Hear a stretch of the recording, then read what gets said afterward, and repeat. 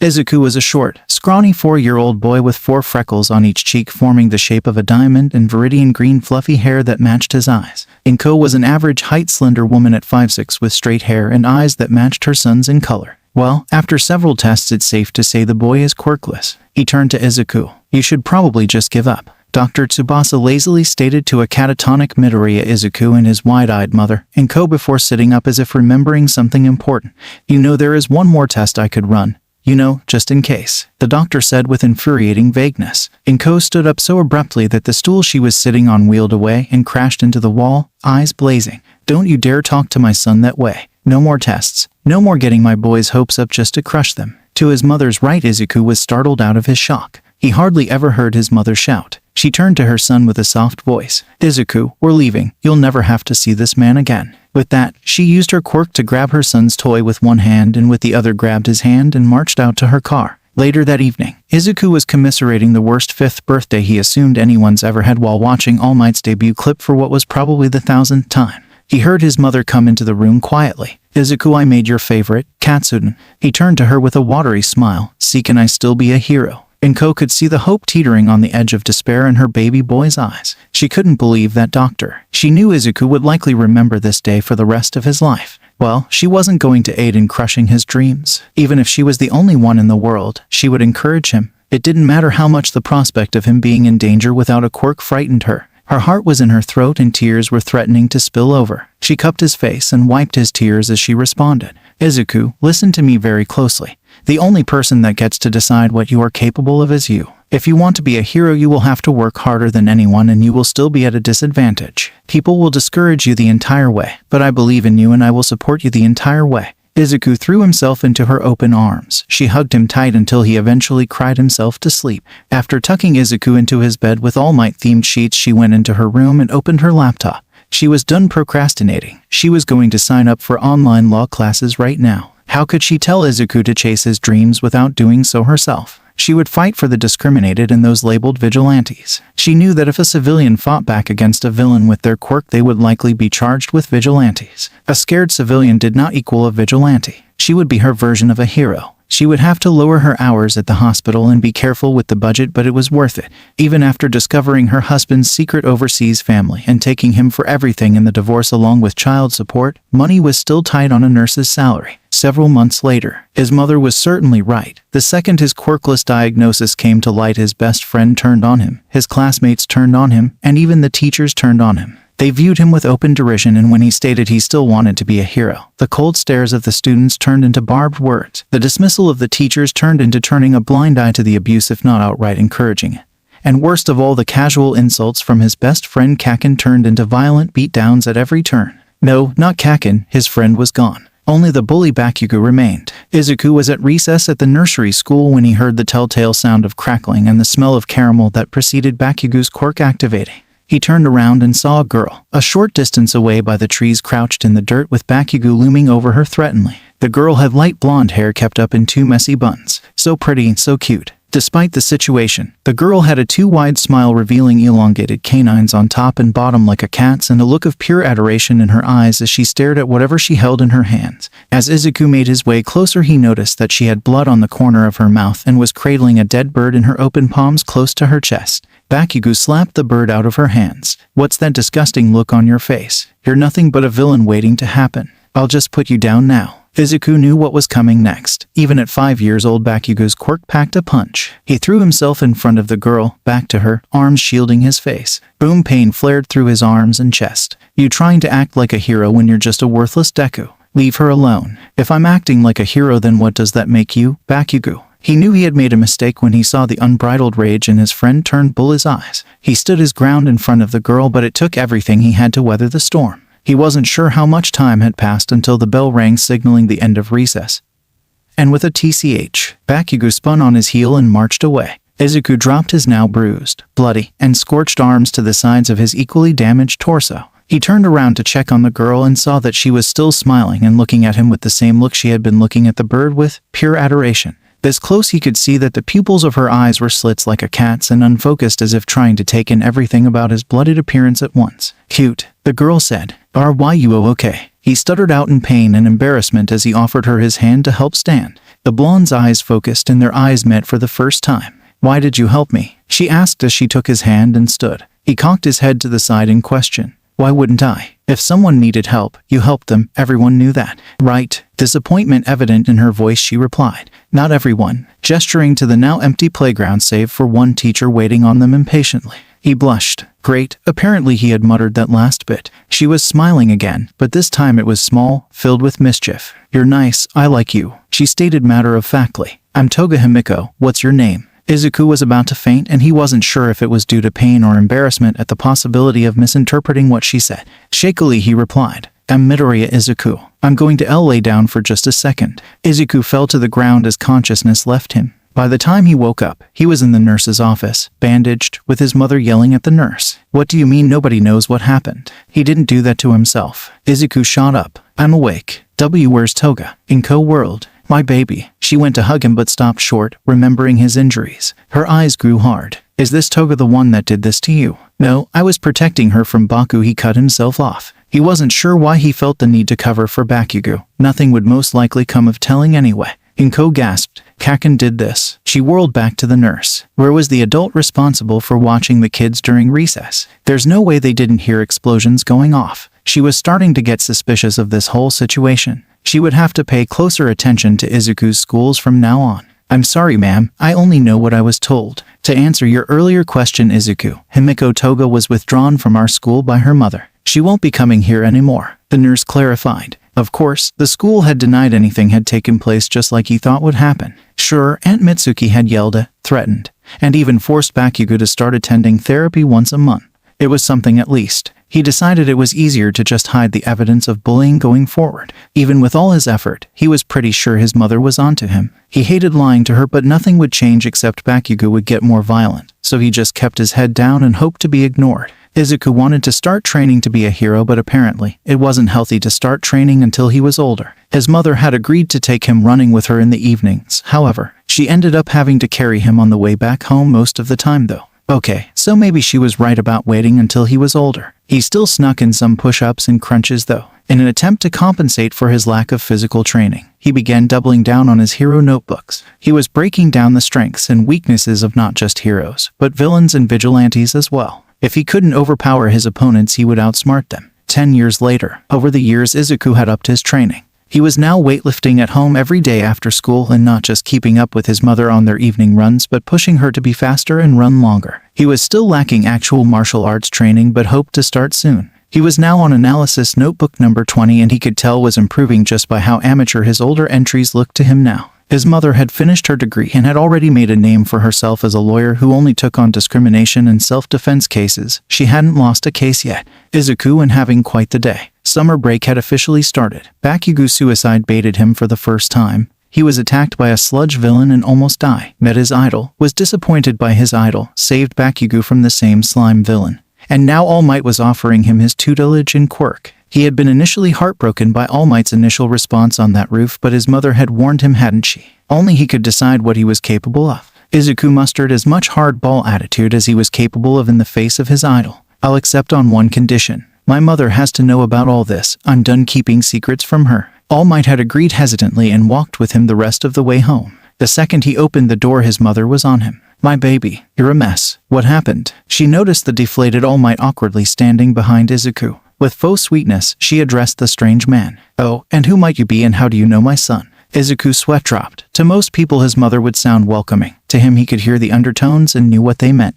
Inko was seconds away from Mama Bear mode. He quickly interjected. "I'll tell you everything later, I promise, but in the meantime, this is a F friend, and he has something to tell you." Inko calmed only slightly. She didn't miss that deflection. She gestured to the dining table. "Go ahead and sit down. I'll make us some tea." All Might sat down at the table nervously and with as much poise as a newborn horse while Izuku helped his mother in the kitchen. Once the tea was poured and Inko had let the awkward silence go on long enough to make both Izuku and the strange man nervous, she spoke. "So what is it you wanted to tell me, mister?" All Might gulped. This woman was more terrifying than most of the villains he had faced. Yagi Tashinori. "I believe it will be best to simply show you who I am so you believe me. Please don't scream." With that said, he puffed up into his muscle form. "I am here. Inko did a spit take across the table. After Inko had stopped choking and calmed down, Toshinori proceeded to relay everything that had happened that day leading up to that point. Inko was in shock in more ways than one. Well, at least you corrected what you initially told my boy and apologized. Her eyes narrowed, her voice dropping dangerously. You did apologize, correct? Toshinori's eyes widened and he abruptly turned to a nervous-looking Izuku. Bowing slightly, he replied, I'm sorry for what I said on that rooftop, young Midoriya. I was wrong. Izuku was dumbfounded. All Might, the All Might, was apologizing to him. It's okay. It stung at first, but ultimately I'm the only one that gets to decide what I'm capable of. Inko was smiling warmly at her boy. The decision to support him fully was the best decision she had ever made. She could tell Toshinori was holding something back about this one for all Quirk. Suspiciously, she addressed Toshinori. There's something you're not telling us about this Quirk. Tell me everything, and don't bother lying. Toshinori internally panicked before relenting. From the beginning then, Toshinori told the story of two brothers, the creation of OFA, and its users. Izuku was blown away. He knew OFA was a sacred torch handed down from generation to generation, but he had never expected all this. He was really glad he had his mother in his corner asking these questions he might not have gotten the answers to. Inko was beginning to suspect she was just going to be shocked at every other sentence at this point. And you're sure this all for one that has been hunting OFA users is dead? Toshinori looked down at his hands guiltily. I crushed his head with my own hands. They never found the body in the aftermath, but I'm sure. At the haunted look that passed over Toshinori's face, Inko eased up a bit. I'm sorry you had to do that. Thank you for telling me. If you can promise me that you will watch over my son in his training, then I have no problems with him receiving your quirk. Toshinori puffed back up into his muscle form, stood, and bowed. I promise. Once Toshinori left the Midoriya's home, Izuku approached his mother reluctantly. He knew this conversation would be hard for both of them. Mother, there are some things I need to tell you that will be hard to hear. But before I start, I want to apologize for keeping it from you. I didn't want to worry you. Izuku proceeded to tell his mother everything. Bakugo, the bullying, the suicide baiting, and the teachers turning a blind eye to or outright encouraging the abuse. His mother listened in silence while he listened, with heartbreak evident in her features. In trying to prevent her worrying, he had inadvertently hurt her deeply. He promised her that he would never keep secrets from her again. She was the most important person in his life, and he was done lying to her even by omission. Inko was more heartbroken than she was surprised, but she had never suspected the bullying was to this extent. She had tried suggesting Izuku go to a new school a few times in the past to no avail. She had been trying to build a case against Aldera for years now, but didn't have enough to go on. Once high school starts, you won't be going to Aldera, that's but for sure. Izuku was about to argue, but his mother continued. No buts, young man. When I'm through, there won't be an Aldera school district, let alone high school. Inko began muttering to herself in an Izuku-esque fashion. Just need to gather my evidence, call Nimuri or Anin, and have them get me in contact with Nezu. Izuku waved his hand in front of her face to snap her out of it. She was as bad as he was. Mother, Nezu as in Dean of UA. And who is Nimuri and Anin? His mother stopped her mutter spree and answered his questions with a dismissive wave of her hand. Yeah, that Nezu. I'm told he enjoys dismantling subpar schools. He calls it a hobby apparently. Nimuri and Anin are my girlfriend and partner. She added as if an afterthought until she realized what she had said and snapped her head up, eyes wide. Izuku was trying to parse all of that information. His mother was planning on dismantling an entire school district with the aid of the Dean of UA. And his mother had a girlfriend and partner he knew nothing about. Wait, girlfriend and partner. He had to be sure. Inko's head fell into her palms with a slight blush and responded. Yes, I'm sorry I never told you. I wanted to be sure about them first, and Nimuri can be a lot. Their jobs also require us to keep things on the down low. We've only been dating for less than a year. I met Nimuri on a case. She and Anin were already dating and they invited me on a date. But that's no excuse. I love them and it's past time you met. Izuku was blown away. How had he not noticed his mother dating again? He was certainly happy that she had found someone again. She deserved it. There was one thing that was bothering him though. How do they know the Dean of UA? His mother looked hesitant but answered. Well, they're the pro heroes Midnight and 13. And they work at UA, she rambled out in a single breath. MYNEWMOMSAREMIDNIGHTANDTHIRTEN. Wait, I've read that 13 prefers they, them pronouns. Would they not want to be called mom? Izuku muttered. Inko was smiling at how accepting Izuku was. She had never told him outright that she was bi, poly, but she raised her boy right. He didn't have a bigoted bone in his body. You'll have to ask them. Nimuri tried proposing to us a few times already, but I told them that you have to accept them first. Anin agreed to wait for that day. If Nimuri heard you call her your new mom, she would lose it. In the teacher's lounge at UA, 29-year-old Kayama Nimuri aka the 18-plus hero Midnight A 5'9" woman with onyx black hair up in a ponytail was wearing her casual clothes of leggings, an oversized sweater, and glasses. She sat grading finals while her 27-year-old partner Kiro's Onin, aka the space hero, 13. They were very tall at 5'11", and had a spiraling chin-length bob of blue hair that grew lighter closer to the roots, simulating a vortex. They had eyes with black irises that made them indistinguishable from their pupils. Their pupils were rimmed with an almost glowing orange. Their eyes bore a striking resemblance to the first pictures of a black hole. Onin was wearing their casual clothes of blue jeans, a black button-up shirt with a constellation print,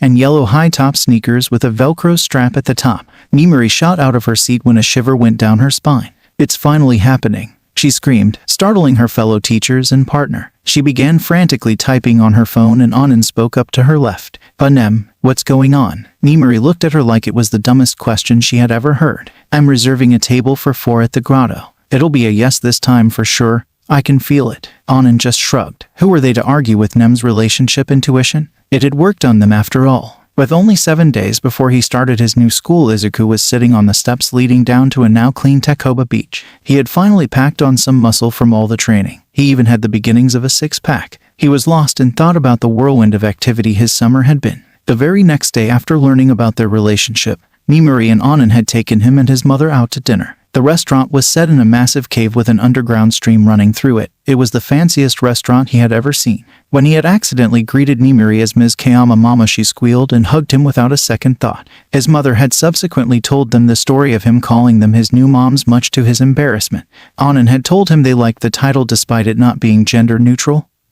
And Nimuri had squealed so loud it echoed off the cavern walls. Nimuri immediately dropped to a knee and popped the question to both Onin and Inko at the same time, a jewelry box in each hand. Inko had said yes this time, and since Onin had been withholding her answer until Inko agreed to, they too said yes. Inko and his new moms wasted no time getting married. They had a private ceremony on UAS sprawling campus with most of the faculty in attendance. Izuku had never gotten so many autographs in one day before. After the wedding, he had brought Onin and Nimuri in on the secret of OFA. He didn't want to force his mother to keep secrets from her wife and partner. They were certainly surprised but took it quite well. He and Inko were currently in the process of moving in with Nimuri and Onin into a massive house on UAS campus. Apparently, Nimuri had badgered and bribed Cementos into building it. Then he testified against the Aldera School District along with some of its other victims. He got to see Nezu in action for the first time, and suffice it to say, Aldera School District never stood a chance. Some of Aldera's faculty had even admitted to being an isolated cell of a Quirkist extremist faction calling themselves the New Metal Liberation Army. They even admitted that they intended to foster future sympathizers to their movement. His treatment there had suddenly made much more sense, and so did their praise of their golden child Bakugo. Once the media got hold of the information, the news of the trial spread like wildfire all across Japan. Luckily, Izuku and the other victims were kept out of the spotlight. He was pretty sure it was Nezu's doing. Izuku was brought out of his reverie by the sound of a car door closing. He turned his head to see All Might in his Mr. Yagi form looking at the clean beach with awe. Upon noticing Izuku on the steps, Toshinori poofed into his All Might form and excitement called out, "Young Midoriya, you cleaned everything down to the last scrap, and with days to spare. Good job, my boy." Izuku didn't have many accomplishments to be proud of yet, but he could tell this was something that he would cherish forever. So what now? All Might looked upon his would-be successor with pride. He couldn't be happier in his choice. Now only the act itself remains. Remember, young Midoriya, there are 2 types of power, power given and power earned. You, my boy, have earned this power. Now eat this. All Might plucked a hair from his head and handed it to Izuku. Izuku looked at the hair for several awkwardly silent seconds before responding eloquently. "Ooh, what?" All Might's bravado faltered slightly before responding with uncharacteristic nerves. Well, you see, it requires a willing transfer of DNA on my part, and while I had planned on boiling a hair in tea, I hadn't expected you to finish so soon, so I'm improvising. Understanding dawned on Izuku's face. Oh, I suppose that makes sense. He took the offered hair and with an audible gulp, he swallowed it. When should it kick in? Well, as soon as you digest it, I imagine. Though my master made me eat her toenail clippings up until it kicked in, so I can't be too sure, All Might said with a shrug. Izuku gagged. Well, I'm glad you're not her. About 30 minutes later, he was beginning to feel something well up inside of him. He turned to the now deflated Toshinori. Suddenly lightheaded, he stammered out, I think I feel it. He barely got the words out before he passed out. Izuku awoke at night on an island of black sand with nothing but placid water on every side. He looked up, and where he would expect to see countless stars, there were only 9, but something was strange. Each star was a different color, and they were moving. They were orbiting a green star at the center, coalescing, moving closer with each rotation. Izuku was startled when a feminine voice came from his left. "I'll have you know that toenail thing was hilarious." Izuku whipped his head to his left to see a not entirely corporeal woman. She was a tall, very muscular woman with black hair and a spiky ponytail wearing a retro hero costume. He tried to speak but found he couldn't. He had no mouth. "You can't speak here yet. You aren't even supposed to be here yet. We don't have much time before you wake, so I'll give you a quick rundown. We're inside of One for All right now. I know." Toshi explained that One for All stockpiles power. She gestures to the vast ocean before continuing. What he doesn't know is that it stockpiles quirks as well as a piece of their wielders. She gestures to the 9 colorful stars before continuing again. "That's why I'm here. I'm the 7th holder of One for All." Izuku's eyes blow wide with that bit of information. A quirk that stockpiles the power, quirks, and personalities, souls, minds. Probably best not to think about that, he quickly decides. "I can feel you thinking from here, kid. Just remember, quirks ... are bullshit. As to what's going on in the sky, I might have an idea." Izuku just stared deadpan at her. "Don't give that look, brat. Normally those stars don't move. When yours showed up, things started changing. I believe OFA itself is evolving. The stored quirks are melding together. Normally, we would have given you our quirks one at a time when we thought you were ready for M. Now, however, I think you're going to get all of M at the same time. So ... hold on to your butt," she said, doubling over laughing. After several seconds, she recovered enough to continue. "Whatever your quirk is, it's the cause of all this," she said as she gestured to the sky. Okay, now he knew he was either dreaming or had exploded like All Might warned of. He just rolled his eyes waiting for whatever this was to end already. The Amazonian smiled with motherly affection and a hint of sympathy. "I know you don't believe me, Squirt, but when you wake up, get another X-ray done," she said, her voice beginning to fade as if moving further away. His vision swam and then blackened once more. Izuku drifted back into consciousness with a splitting headache, feeling more emotions all at once than he thought was possible. There was anxiety, fear, impatience, hope, and despair. Something was off though. Some of these emotions felt further away, as if he wasn't feeling them. It was an odd sensation, like the difference between smelling a food and tasting it. He wished all feelings would just quiet down a bit. It was overwhelming. The sensation lessened immediately. Against his better judgment, he decided to open his eyes. The synthetic overhead light nearly blinded him and he winced as his headache intensified. He groaned aloud and massaged his temples. His hand was surprisingly warm and it made his headache vanish. He finally looked up and around the room. He was in the UAS nurse's office and there was a small crowd of stunned onlookers. All 3 of his moms, a deflated All Might, recovery girl, and Dean Nezu. They were all staring, slack-jawed with what could again feel as genuine disbelief and an unnatural calm. Hi everyone, sorry for worrying you. Inko recovered first and rocketed to him. "Izuku, she cried, tears soaking the sheets as she hugged him. Anan and Nimuri came to Inko's side. Nimuri reached out, rubbing circles into Inko's back. "She was really worried about you." Anan's hand came up to ruffle Izuku's curly hair. "We all were. You were out for 2 days," she corrected with a smirk thrown towards Nimuri. Nimuri and Inko had been inconsolable before he woke up. Toshinori walked up to Izuku and bowed. "I'm sorry, my boy. I had no idea that would happen." He apologized before straightening. "We still aren't sure what happened exactly, but Nezu here has a theory. The mouse, bear, dog." He was just going to refer to the mammal as a chimera. The chimera walked up to his bedside and clambered up. "I believe you have an invisible quirk that interacted with One for All in an unexpected way. The results of the X-rays should be ready soon. It's so very exciting." He elaborated with a slightly manic grin. Invisible quirk,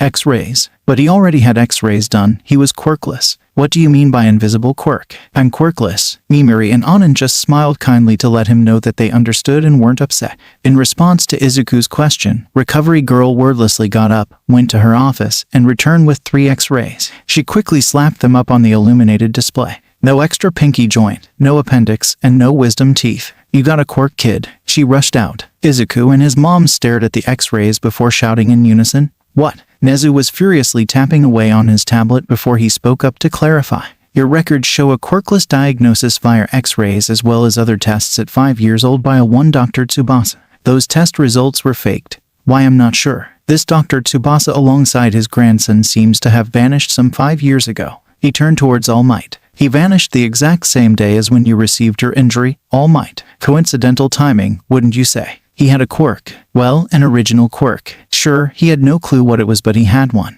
Then there was Tsubasa ...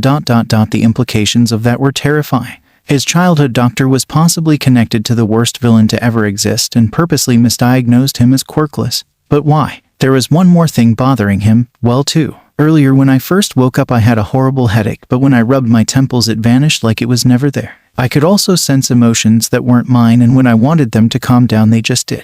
Nezu spoke up before anyone else could. I noticed you stirring immediately, and when you rubbed your temples there was a faint greenish glow surrounding your hand. As for the emotions, I'm not sure, but right before you opened your eyes, instead of feeling impatient for you to wake, I felt calm.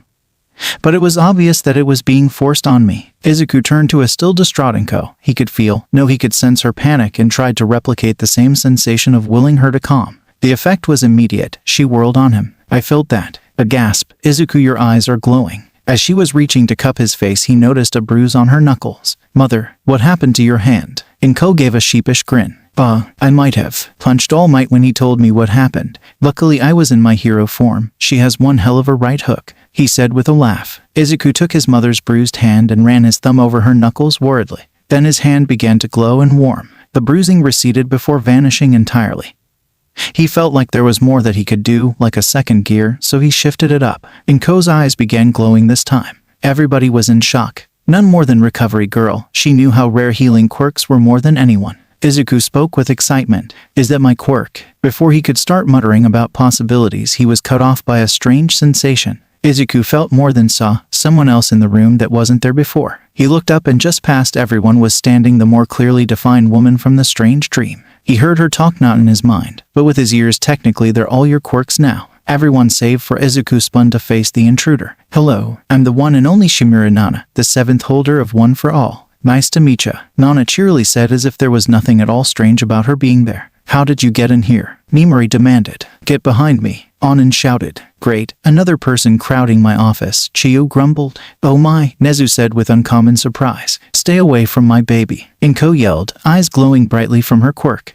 Master, All Might whispered, looking like he had seen a ghost. Nana smirked with a shit-eating grin. Hey Toshi, you look like shit. All Might immediately coughed up blood and collapsed to the floor unconscious. Nana bent over, holding her sides, laughing and wheezing. Standing up and wiping the tears from her eyes, she explained. They're both more powerful than they used to be, but the first one with the feelings was the third's. It's called empathy. The glowing hand one that heals was the second's. It's called cell activation. Their original owners are both sulking because they couldn't hold their quirks over your head until you impressed them. They'll explain better once they're through acting like children, she huffed. Upon seeing the questioning look on Izuku's face, she continued. Your original quirk was the one that made your mother's eyes glow. I'm pretty sure now that originally it just evolves your quirk and maybe quirk adaptations. Fairly useless by itself, but combined with the power and quirks stockpiled within One for All, it not only evolved every stored quirk but itself as well. I think it combined with cell activation the same way the first transfer combined with power stockpile. You can forcibly evolve a person's quirk now. Go ahead and give it a try, Mamadoriya. Surprised at suddenly being addressed by this strange woman, she simply complied.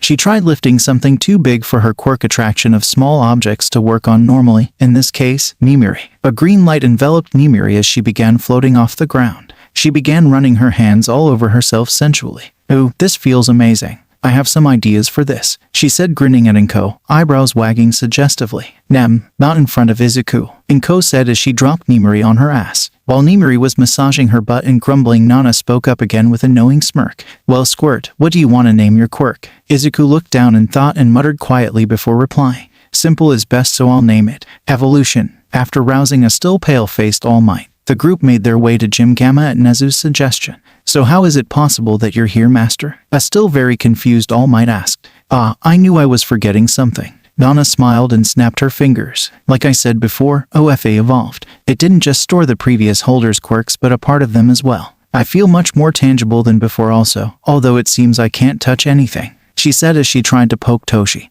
her finger disappearing into his chest. Anyways, Nana said dismissively, on to quirks. Let's start with mine since it's the coolest. My quirk was called Float. It let me do just that. It was only basic levitation at first. After OFA it was more like flight, although not very fast. Just try and focus on the feeling of being free, with nothing able to hold you down, she said, closing her eyes, reminiscing. Oh okay, here goes nothing I guess, Izuku said, closing his eyes to focus. He tried to picture himself soaring among clouds, lazily running his fingers through them. He could feel his feet begin to leave the ground. It's working, he thought. He tried to move a bit more and immediately launched upwards at breakneck speed, followed by a boom as he burst through the skylight and broke the sound barrier. In his panic, he disengaged Float and began to fall. He flailed and screamed, "AHHH." As he neared the roof of the building, the now inflated All Might jumped up and caught him, landing safely through the broken skylight. Once back on the ground, he turned to Nana, who was laughing as Inko was trying to swat at her with her purse. "Why, you knew that would happen?"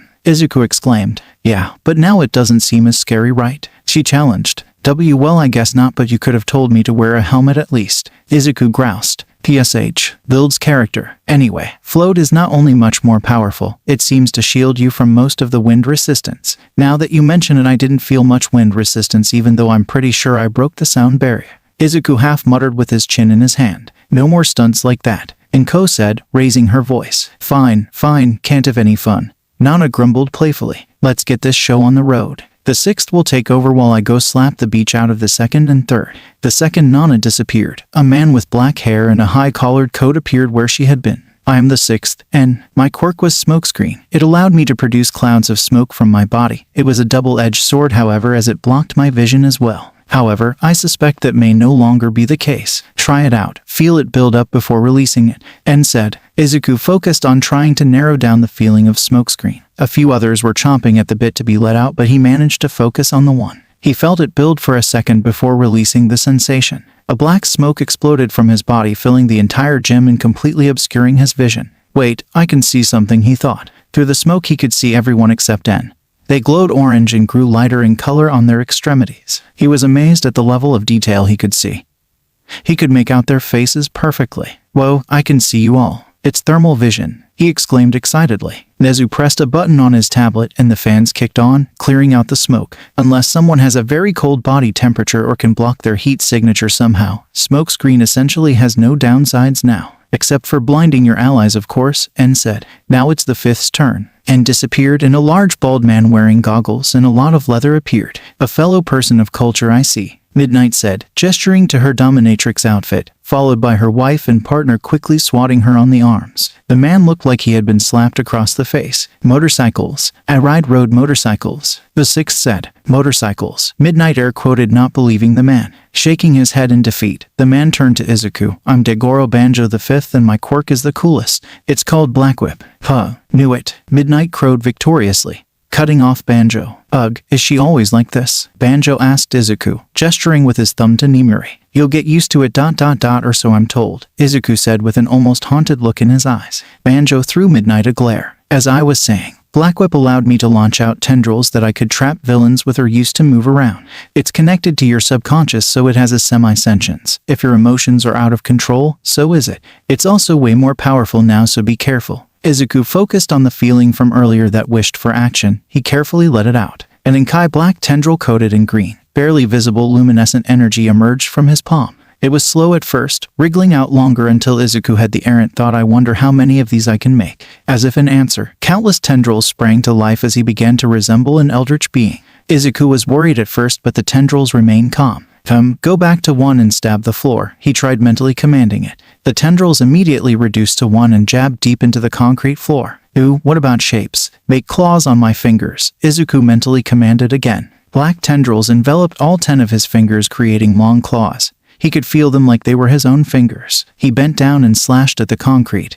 They went through it like butter, carving deep furrows. "What did I say? Coolest quirk ever," Banjo exclaimed. "It seems to be much easier to control, and being able to make shapes like that is definitely new." "Yeah," Izuku agreed. "I could also feel with them when they were like that," Izuku said, releasing Black Whip. "Oh ho ho ho, your future partners are in for a treat," Midnight said teasingly, causing Izuku to go bright red with the implications. Anin and Inko slapped their wife on the arms again, causing her to grumble under her breath, "Never have any fun." "Ugh, I do not envy you, kid," Banjo groaned. "The fourth will take over now," he said as he vanished. Next to appear was a massive man as tall as All Might with medium-length blonde hair and a scar that looked to be from a claw. "I am the fourth, Hikage Shinomori. My quirk is called Danger Sense. It would warn me of any potential threats to my person, even intent to harm or negative emotions after I received OFA. It could cause sensory overload and was more painful the higher the threat. Reaction time also plays into effectivine." Hikage was cut off by Nezu throwing a pen at the back of Izuku's head. Izuku felt a light nudge as to the direction and time slowed. He could still see Hikage's mouth moving in slow motion as he spun around, only to see Black Whip swatting the pen out of the air. But I believe that it now dilates your perception of time and has interactions with the other quirks," Hikage finished weakly. Banjo reappeared. BLACKWHIP. Coolest quirk ever, he said and promptly disappeared again. My, that is certainly a useful quirk, Midoriya. How painful was it? Nezu queried without a hint of remorse. It wasn't painful at all actually. It felt like a subtle nod to which direction the threat came from, Izuku stated after giving Nezu an incredulous expression. Count yourself lucky then, ninth. That quirk gave me chronic anxiety to the point I left civilization behind entirely. Hikage finished before disappearing without another word. Good, I don't think I can handle any more anxiety, Izuku muttered quietly. Nana appeared after a few seconds, holding two figures under each arm in schoolyard headlocks. She released one, now actor-age children. The first to speak up was a man with blonde hair in a ponytail and a piece of fabric covering his hairline. Fine, I'm the third, my quirk is called empathy. You already saw the effects earlier. Though when I had it I could only sense other people's emotions, not influence them. Test out its limits on range and number of targets, he said reluctantly. And without any fanfare, he disappeared. The other figure finally squirmed his way out of Nana's grasp. He was the spitting image of Bakugo, only older. He pointed a finger in Nana's face. Who do you think you are? He shouted point blank. Yup, got to be related to Bakugo, Izuku thought. The man spun and his rage fell off his face. I've seen your memories, and if that brat is related to me you have my express permission to slap the shit out of him, the man said. Traitor, Izuku declared his tongue. You are no hero, child. You do not deserve the power you have been given. What will you do when faced with a villain too dangerous to be left alive? Spare them, only for them to kill again, the man challenged. You've seen my memories, so you know I earned this power with blood and sweat, and I will continue to earn it. As for killing a villain, I know that it can be unavoidable. Even All Might was forced to kill All for One. I can only try to be ready if a situation like that arises for me as well, Izuku replied with as much conviction as he could about killing someone. The man stared at him for what felt like minutes before nodding. Very well, but make no mistake. That day will come, ready or not. Izuku could only nod in response. I am the second. My quirk is called Cell Activation. It can be used to increase regeneration, recovery time, and even permanently improve overall physical condition. It used to be activated by touch, usable on myself or others, but it drains stamina fast. Now, however, it seems to be tied to OFAS power instead of your stamina and is passively always active on yourself. The second blew out a breath, and it seems to have latched onto your original quirk. Evolution, you can freely evolve others' quirks now. But heed my words, boy. Do not go handing that power out to people unless you trust them with your life. The second warned as he vanished. What a lovely gentleman, Inko said, words dripping with sarcasm. Well, see you around, kid. And remember, I'm always watching, Nana said, pointing to her eyes as she began to slowly disappear. Oh, and Toshi, she said, her face softening with maternal love, I'm so proud of you. All Might deflated, spurting a small amount of blood. Then tears began slowly trailing down All Might's face. Thank you, mother, he said quietly as Nana disappeared. Izuku could sense the relief and love radiating off the man in waves. He slowly approached his mentor and hugged him while simultaneously activating cell activation and evolution. They stayed that way for a minute before Toshinori broke the hug. Thank you, my boy, I feel much better, but I don't think I'm fully healed yet and I don't think evolution will work for me since I'm only using leftovers of a quirk now and I was originally quirkless. You were quirkless and you had the nerve to dash our boy's dreams? Inko said with quiet anger. Anin and Mimori were quick to pull her into a hug. Now he already apologized and corrected his mistake, Inko. No need to beat a dead All Might, Anin said soothingly. Toshinori looked down, ashamed. I am sorry, my boy, I've never been more wrong. Izuku was quick to reassure Toshinori. I forgave you a long time ago, All Might. I know you only had my safety in mind. A new figure coalesced. This time it was a white-haired, too thin man. Hello, Ninth. I am the first, Yoichi Shigaraki, an unfortunate brother to AFO. Your quirk was exactly what was needed to finally finish OFA, and you're lucky it did the way it did. Normally having multiple quirks reduces your lifespan by about half. Everyone, namely Izuku's moms, gasped, my baby, and wailed as she began to fountain tears. Yoichi continued unabated, because when your quirk interacted with OFA it didn't just complete it and evolve its stored quirks. It combined all of the quirks into one multifaceted quirk. The quirks may interact in yet unforeseen ways. Your lifespan will not be cut short. In fact, cell activation may prolong it. Yoichi reassured much to Inko's relief. Well, that's a relief. Izuku breathed out the breath he was holding. Remember, Ninth, this power is yours, Yoichi said as he disappeared. Anin walked up to Izuku and ruffled his hair while producing a notebook. I wrote down everything they said. Izuku threw himself into their arms, hugging them. I love you, Mom. Izuku activated evolution. Who could he trust more than his moms? The orange ringing their eyes blazed like a dying sun. Did you just evolve my quirk? They asked, looking down. He just nodded in answer. Well, I can normally only fully use my quirk with my suit on, but let's try just one finger at a time. 13 pointed their index finger out to the gem and activated black hole. The suction came to life, soaking up loose debris on the floor. They added another finger and another until they had all 10 fingers pointed forward with black hole activated. A previously impossible feat. Only one thing left to test. Anin said, bringing black hole back down to one finger and pointed it closer to their leg. No, don't Anin. Nimari cried out, knowing exactly what they were thinking. Nothing happened. 13's jeans fluttered a bit, but that was it. Cool, they said simply. Nimari marched up to her partner and pouted while jutting her hip out. You could have been seriously hurt. Again. Izuku yelled in surprise. When my quirk first manifested, it tore up my leg pretty badly. But the good news is I seem to be immune to my own quirk now, Anin said, slightly ashamed. Izuku pinched the bridge of his brow. He worried about how much of a space case his mom was sometimes. Your turn, Mama, Izuku said as he hugged Nimari with evolution active. Her eyes glowed purple before he released her. Nimari kissed Izuku on the forehead before moving away from the group. Nezu, turn on the fans, please. She started pumping out her quirk. A thick cloud of pink enveloped her but didn't move towards the vents. Nezu, did you turn on the fans? She questioned, confused. Fascinating. Try willing it to move, Nezu said in a way of answer. Nimari, raising an eyebrow, did as asked. The pink cloud moved around in circles around her, expanded, and condensed until it was a liquid on the floor. Well, I can control it telekinetically now. Wow, that will be so useful outside, or in places with good ventilation, or against someone waving an arm hard enough. Nimari rambled excitedly. Anin nudged Izuku. You're not the only quirk nerd. I heard that. Nimari pouted. Izuku turned to Recovery Girl, who had been oddly quiet the entire time, to find her half asleep resting against her syringe cane. He walked closer. I'm sorry, Recovery Girl. You must be wanting to go home.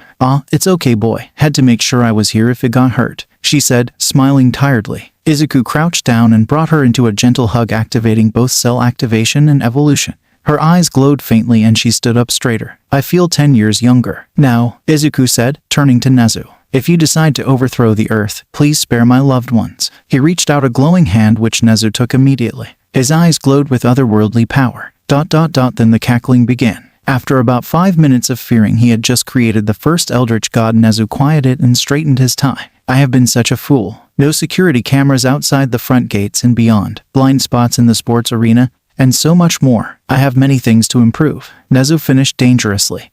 Well, I guess all there's left to do is try out the strength enhancement. Izuku thought aloud. All Might, how do you activate it? Toshinori buffed up into his muscle form. Squeeze your butt cheeks together and yell smash from the bottom of your heart. All Might explained. Izuku positioned himself facing the far wall. Well, here goes nothing, he thought as he squeezed his butt cheeks together and yelled. Asama. Danger sense nudged heavily in every direction and time slowed to a crawl. Nana popped into existence. Stoop. She yelled surprisingly not in slow motion. He cut the power to OFA. Nana whirled on All Might. What were you thinking? Clench your butt cheeks. What the hell kind of advice is that? Nana admonished. Kid, OFA is way more powerful than when All Meathead over here had it, she said, pointing a thumb to a thoroughly ashamed All Might. Try a tiny amount, and work up from there, Nana actually instructed. Izuku focused on the unending ocean of power that was one for all. He tried using only a small portion, what he assumed to be 5%, and punched. A gust of wind followed the punch. Within the confines of the building, it was enough to burst the remaining skylights. Whoa. That was only about 5% and my arm still ended up hurting, he said. But before he could finish, cell activation healed the minor tears in his arm's muscles. Never mind. Cell activation already healed it.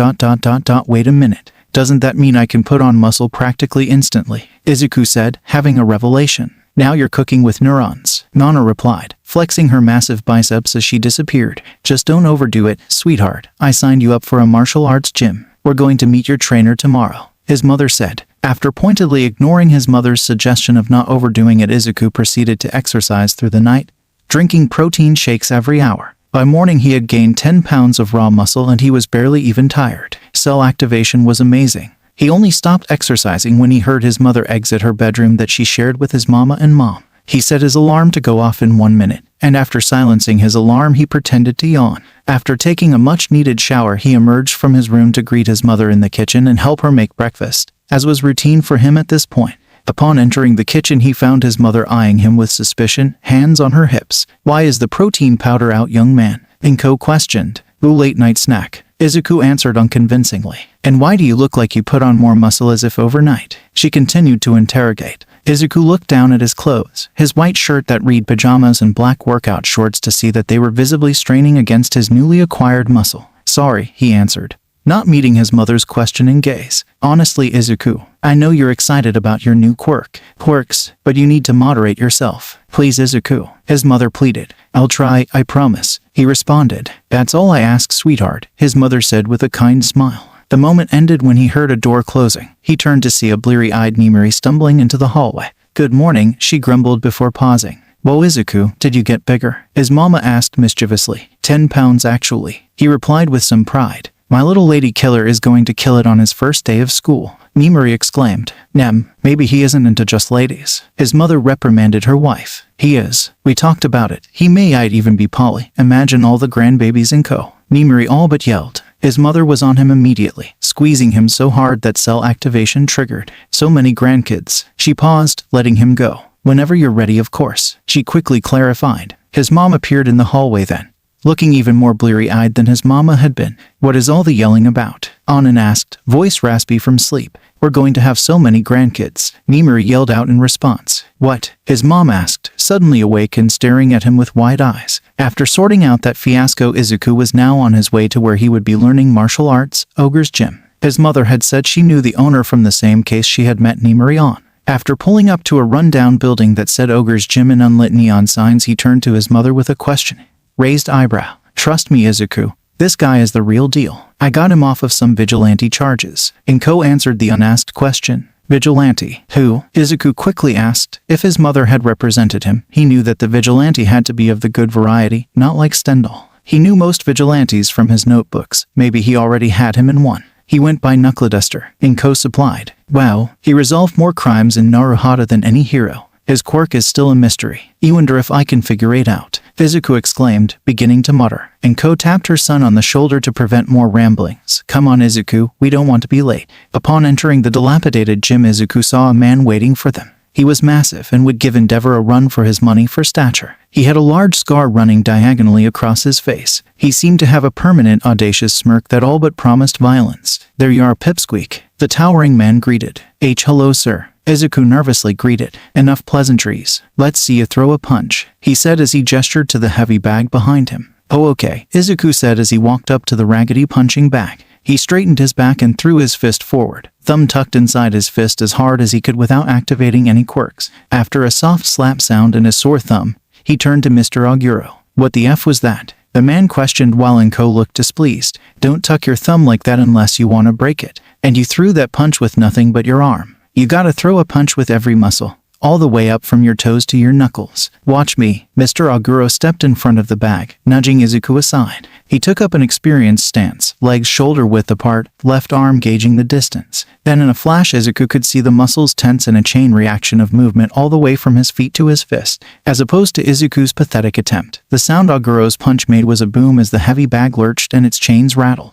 Now that's a punch, Aguro yelled. Izuku was in awe. With all the hero fights he had seen, that was the most impressive punch he had ever seen. Was that your quirk? Izuku asked. The man smiled a shit-eating grin at him. I'm quirkless Pipsqueak. Izuku was in awe. He hadn't felt this way since the first time he watched All Might's debut video. This man was quirkless, and despite that, the man was Knuckleduster, the vigilante hero of Naruhodo. He had just met the man, but he already knew Mr. Aguro would be an inspiration to him for his entire life. Suddenly, the sound of feet stomping downstairs could be heard. Boy, I thought you were done with classes for the day, old man, yelled out an annoyed feminine voice. Rounding the corner was a girl his age. She had tawny skin, snow-white hair, ruby red eyes, and an obvious rabbit mutation quirk. She was wearing black running shorts and a white tank top that said Space Jam on it. She obviously trained often, judging by how the clothes clung to her toned form. Izuku's face warmed as she caught him staring at her. Who the F is this? The rabbit girl asked. Rumi, this is the Midoriyas. They're customers, so watch your effing language,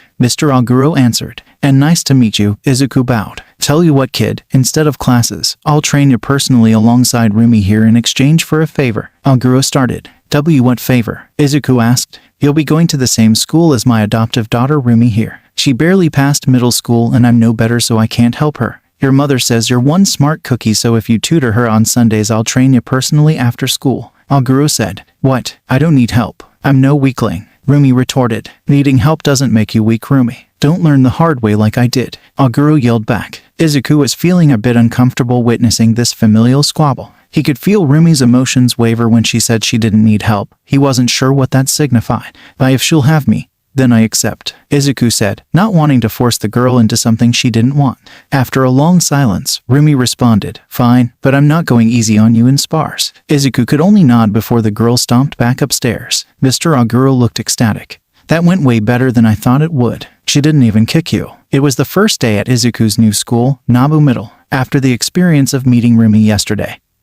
He wasn't sure what to expect if he saw her at school. After arriving, he headed towards the front entrance. He was wearing a school uniform that was almost identical to Aldera's. After entering the new hallways, he saw someone bump into a girl, causing her to drop the papers she was holding. The girl quickly waved off the offending person when they turned to ask if she needed help, but he could feel the girl's irritation.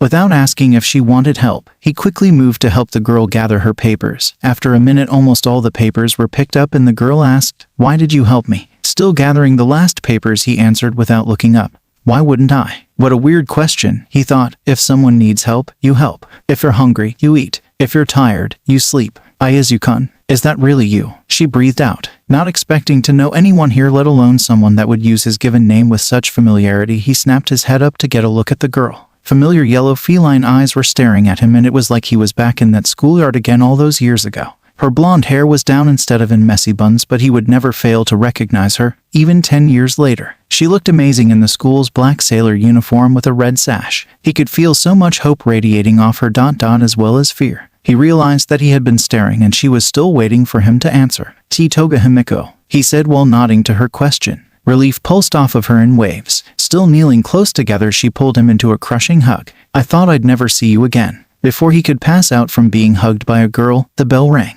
"Oh no, I don't know where class 1 is," he thought. "I know where it is. Come on, Izuku-kun," she supplied, having heard his muttering. She grabbed his hand and began pulling him along as he sputtered and blushed. Once they reached the classroom doors, they were greeted by a woman waiting for them. She had purple eyes that matched her flowing hair of wisteria blooms. She raised an eyebrow at their connected hands but didn't say anything about it. "You must be Midoriya and Toga. I'm your homeroom teacher, Ms. Sato. It's a pleasure to meet you," she greeted, and after they both greeted her in kind, she continued, "You're both new to the school district, so I'm going to be introducing you. Midoriya, you'll be first. Come in when I call for you." Himiko was still gripping his hand as if he would disappear if she let go, still resembling a strawberry.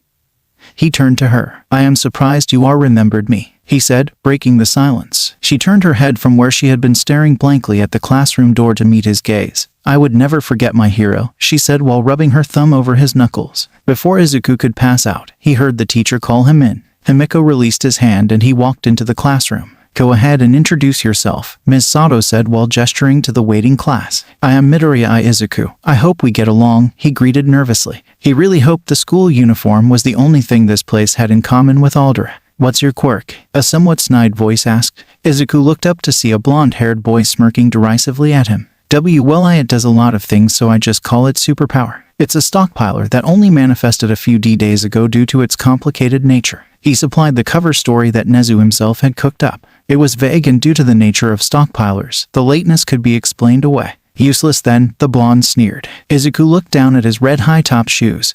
He could feel the hope that this school would be different from Aldera crumble. "I'm really useless anywhere, aren't I?" he thought. "Shut up, Monoma. Just because you can't copy his quirk doesn't mean it's worthless," an aggressive voice called out from the back of the class. "To me it is," Monoma snidely commented. Izuku looked up in surprise. The boy didn't mean that he was useless, only because he couldn't copy his quirk. He looked to see who had called out the rude boy and recognized Rumi in the back corner with her feet up on the desk, wearing ankle warmers. Wait, you can copy quirks that aren't stockpilers. That's so cool. How do you copy them? How many? How long? What about mutation types? Do you automatically know how they work once you copy them? Do they feel different? Can you have multiple active at a time? Izuku rambled out his questions. Ms. Sato clapped her hands. "Okay, let's move on. Midoriya, go ahead and take the seat next to Aguro in the back." Izuku went beet red, realizing he had been rambling about quirks. He quickly made his way to the open seat to Rumi's right. After sitting down, he looked to her. Thank you, Aguro-san, for saying that."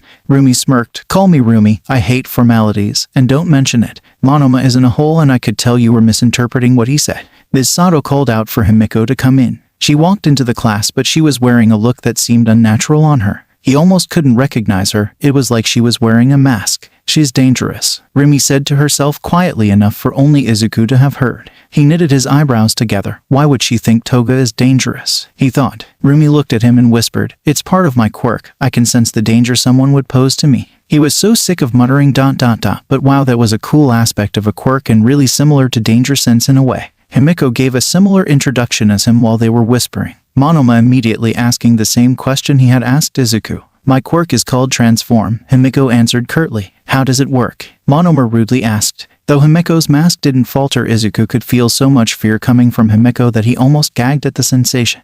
"I can transform into someone else, but I have to ... love them," she hesitantly said. Izuku could feel her emotions waver when she mentioned love. Maybe it means they're lying. But why would she lie about the requirements of her quirk? Love could mean a lot of things. Maybe the truth was just inappropriate for the setting. He mused to himself. Monoma scoffed. "Another useless quirk. Monoma, I gave you the benefit of the doubt, but you just earned yourself detention after school. I won't have any discrimination in my class, am I clear?" Ms. Sato said, eyeing Monoma in a challenge. Momoma hung his head. "Yes, ma'am." "Toga dear, go ahead and take the seat to Midoriya's right," Ms. Sato said. The second Himiko sat down, the girl occupying the seat in front of him spun around in her seat. She had welding goggles pushed up to her hairline of pink dreadlocks and had yellow eyes with crosshairs for pupils. She had dark bags under her eyes and had a manic smile directed at him and Himiko. "You have to love someone for your quirk. How do you know you love them? Do you get their quirk? Why do you have cat eyes? They're pretty. Do you have claws? I'll make you some. And you," she yelled, turning her focus to Izuku. "What exactly does your quirk do?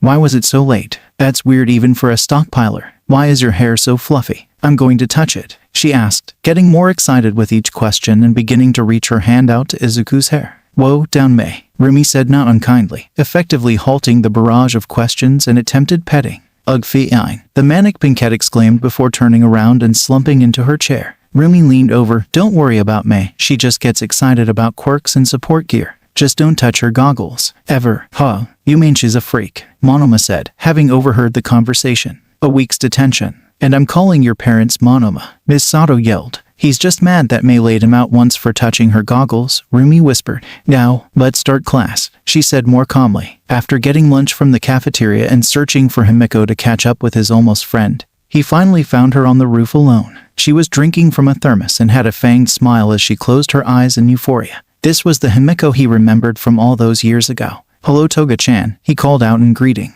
Her reaction was immediate and confusing. Her smile fell from her face and her eyes went wide before narrowing to slits as she began reaching under the skirt. Danger sense nudged in her direction. When she saw him, her face softened and she brought her hand back out from under the skirt and quickly capped her thermos. "Himiko, call me Himiko," she said. "Oh, okay, Tog Himiko," he sputtered out. Why had danger sense gone off? "Do you mind if I join you?" he asked, face warming. She smiled up at him, showing off her fangs. "I'll never mind you joining me." He muttered a thank you as he sat on the edge of the roof near her. Nobody spoke for a few tense seconds before Izuku mustered up the courage. "Why did you get pulled out of school all those years ago?" He decided it would be best to get right to it. It had been bothering him for 10 years now. She didn't answer right away. He could feel fear coming off her again. He didn't understand. Why would she be so scared? At first, it was when someone had asked about the specifics of her quirk and now about why she left. "Himiko, was it because of your quirk?" Her eyes widened.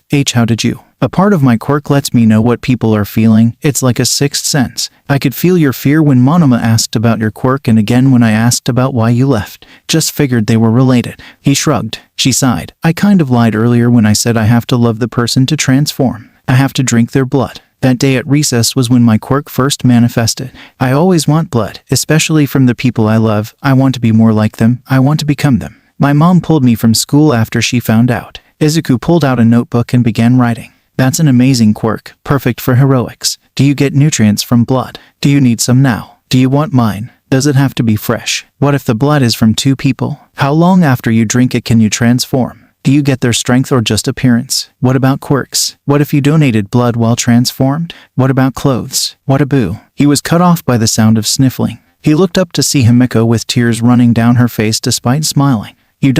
you really think I'm not a monster?" Himiko asked in a quavering voice. "What? No, why would anyone think that? It's just blood." Izuku rushed to reassure her. After a decade of bullying, Izuku didn't so much as blink at the sight of blood anymore. "But I'll never be normal. PSH. What's normal? Normal hasn't existed since the glowing baby was born. Izuku huffed. Himiko wiped the tears from her eyes and looked up at him like she had so long ago, with pure adoration. This time he could feel the emotion as well as see it. There was something else there too, but not something he recognized. Give me your number. I'm not losing track of you this time, Himiko demanded. After sputtering and exchanging phone numbers, they ate their lunches in comfortable silence save for the soft cooing Himiko let out anytime she drank from her thermos. Once school let out, Izuku began walking towards Ogre's gym for his after-school training when Rumi ran up beside him. Why didn't you wait for me, a hole? Rumi asked the moment she had caught up to him. He really couldn't figure out if she disliked him or not. Maybe she was just brash like Kakin had been. Hopefully, she has more in common with Kacchin than Bakugo, he thought. I asked you a question, Runt, she stated, having grown impatient.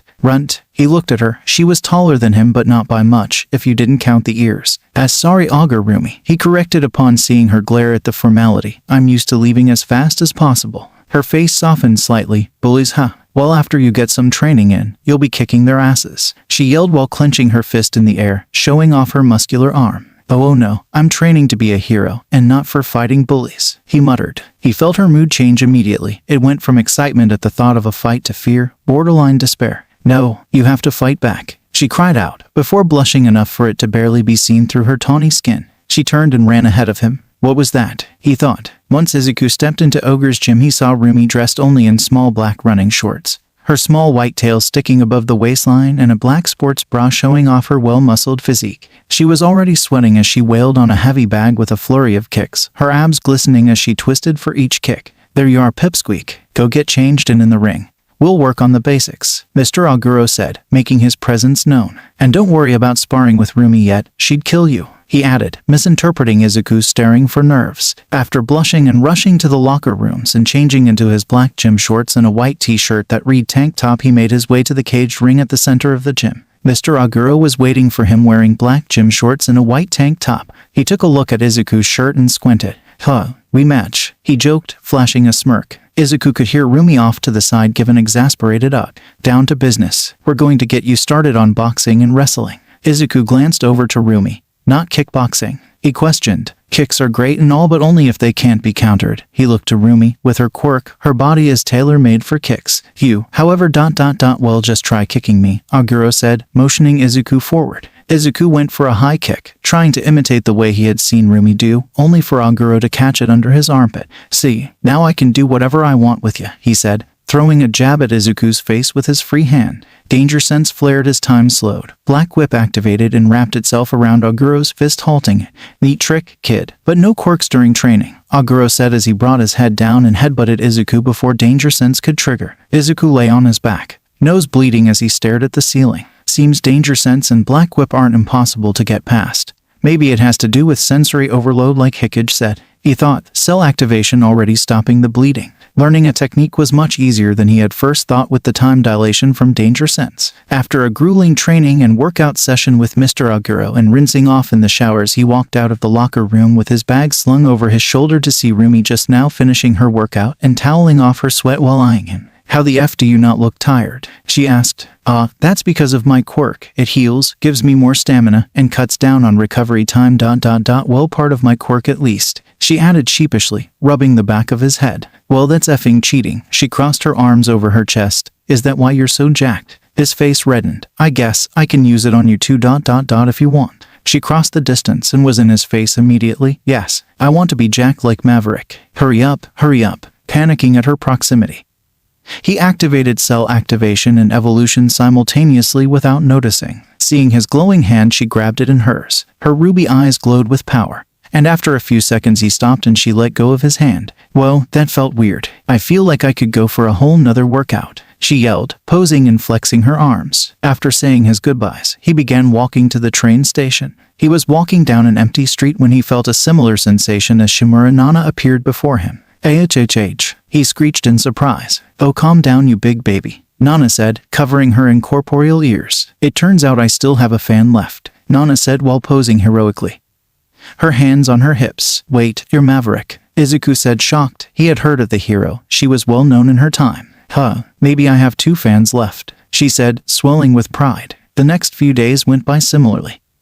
He ate lunch with Himiko on the roof, got his ass handed to him by Aguro after school, and used cell activation on Rumi after each workout. Rumi had been complaining about being starving all the time now and was starting to gain more muscle. It was subtle, but he noticed her muscles becoming more defined over the week. It was Friday, and Izuku was almost to school when he heard something he did not like the sound of. "I told you to do our homework, freak." A masculine voice sounded from an alley. Izuku turned the corner to see the girl that sat in front of him. Mei Rumi had called her. She was cornered against the fence in the alley by 5 upperclassmen from their school. Then the boy in the middle grabbed Mei's goggles off her head and held them high. "I'll give these back once, yo. Don't touch my goggles," Mei roared before punching the boy in the nose hard enough for Izuku to hear the cartilage crack. As the boy reeled back, Mei snagged her goggles from him. The other 4 boys cornering her rushed forward and began pushing, punching, and kicking at her. Mei was swinging at anyone that came close enough. It was sloppy technique, but she was obviously stronger than she looked, judging by the sounds of the impacts. Before Izuku could think what he was doing, he was rushing forward. But before he could reach them, a white blur shot past him. Rumi kicked one of the boys in the ribs so hard that Izuku knew the ribs had to have broken as the boy bounced off the wall of the alley and landed in a heap.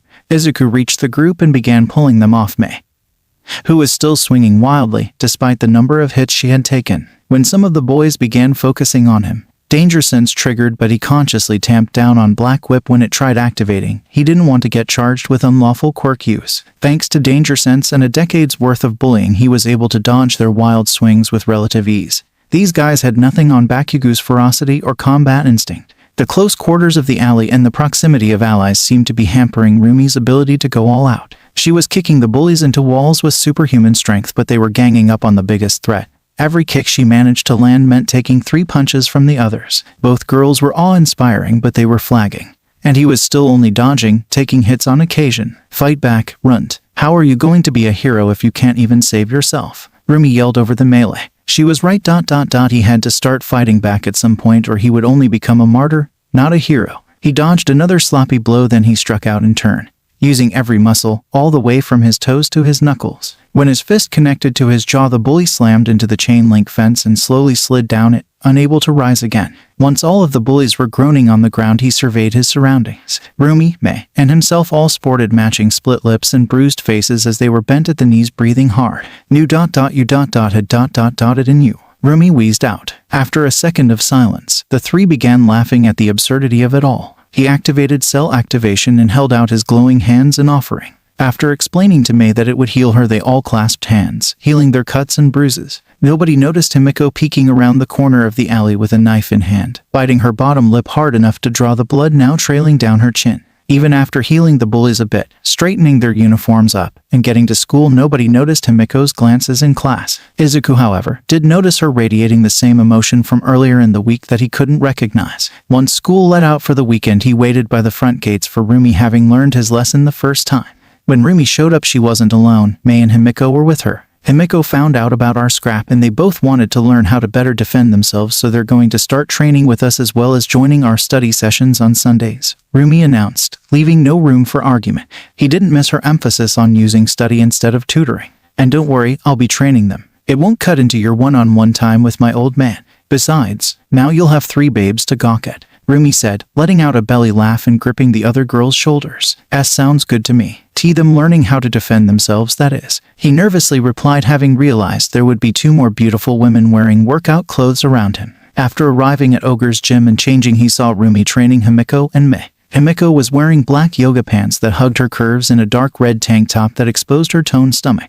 Mei was wearing men's gym shorts similar to his but rolled up at the waist, and an oil-stained white t-shirt that had the arms cut off, exposing her surprisingly muscled arms. Rumi smirked when she caught him looking at them. "Enough enjoying the scenery. Get in the ring, pipsqueak. Today we're learning Krav Maga," Aguro said, startling Izuku. After that beating, he had never been more happy to have danger sense and cell activation. It was Saturday morning as Izuku groggily watched the news while eating breakfast, hoping to catch a new hero debut. Earlier this morning in Kamino, a turf war between 2 rival gangs erupted, leaving several dead. Thankfully, no civilians were harmed. The reason behind the turf war is still unknown at this time. "Izuku, hurry up or you'll be late," called his mother, Inko. Izuku shoveled the last of his eggs into his mouth and ran out of his house and onto the outskirts of UAS campus. Today he was going to properly practice with his quirk. Deciding to use it as a warm-up, he jogged the 3 miles to Gym Gamma. With his green tank top that read t-shirt now sticking to his body with sweat, Izuku was fanning his shirt to cool off as he walked through Gym Gamma's doors. The lights were off and there was a small form on the floor a few feet away with a pool of red underneath it. Oh, a dead bod, wait. I can sense their emotions, they're still alive. I quote, I'll save you. As Izuku rushed forward, hands glowing with cell activation, the body sprang up. I quote, I'm alive. The body yelled. The lights to the gym flicked on to reveal a small old man in a yellow hero suit in front of him along with a shaking Toshinori and a cackling Nezu by the wall of the gym. Before anyone could explain what in the world was going on, Nana appeared in between the old man and Izuku. I quote, I'm alive. She parroted. Silence reigned for nearly a full minute. Kid, if this is a joke, it ain't funny. The old man grouched. No joke, Sora. Wow, you got old ... and short, the ethereal Nana said, bursting into laughter. Sora's eyes watered. Is that really you, Nana? Nana stopped laughing and her face softened. It's a long story, but yeah. Thanks for watching out for Toshi. Nana explained everything to Sora or Gran Torino, who gave a subsequent beatdown to All Might for not telling him about Nana right away. That's how Izuku learned that this possibly insane old man was the one that had trained All Might. He had immediately produced a notebook and asked for an autograph. Nezu had asked to borrow the notebook. And after reading the entire thing in less than 10 seconds, he declared Izuku his pupil and told him to show up tomorrow morning for personal lessons on analysis. That had been enough for everyone to look at Izuku as if he was diagnosed as terminal. While they were finishing talking, Izuku was checking out the rest of the gym, which was now full of floor-to-ceiling concrete pillars about 10 feet apart from each other. All right, kid, fire off one for all at me, Gran Torino said all too casually. Izuku turned to look at him like he had grown a second head. What? The only answer he got was a yellow boot flying at his face. Time slowed and a black tendril of power wrapped itself around the boot before Izuku even knew what was happening.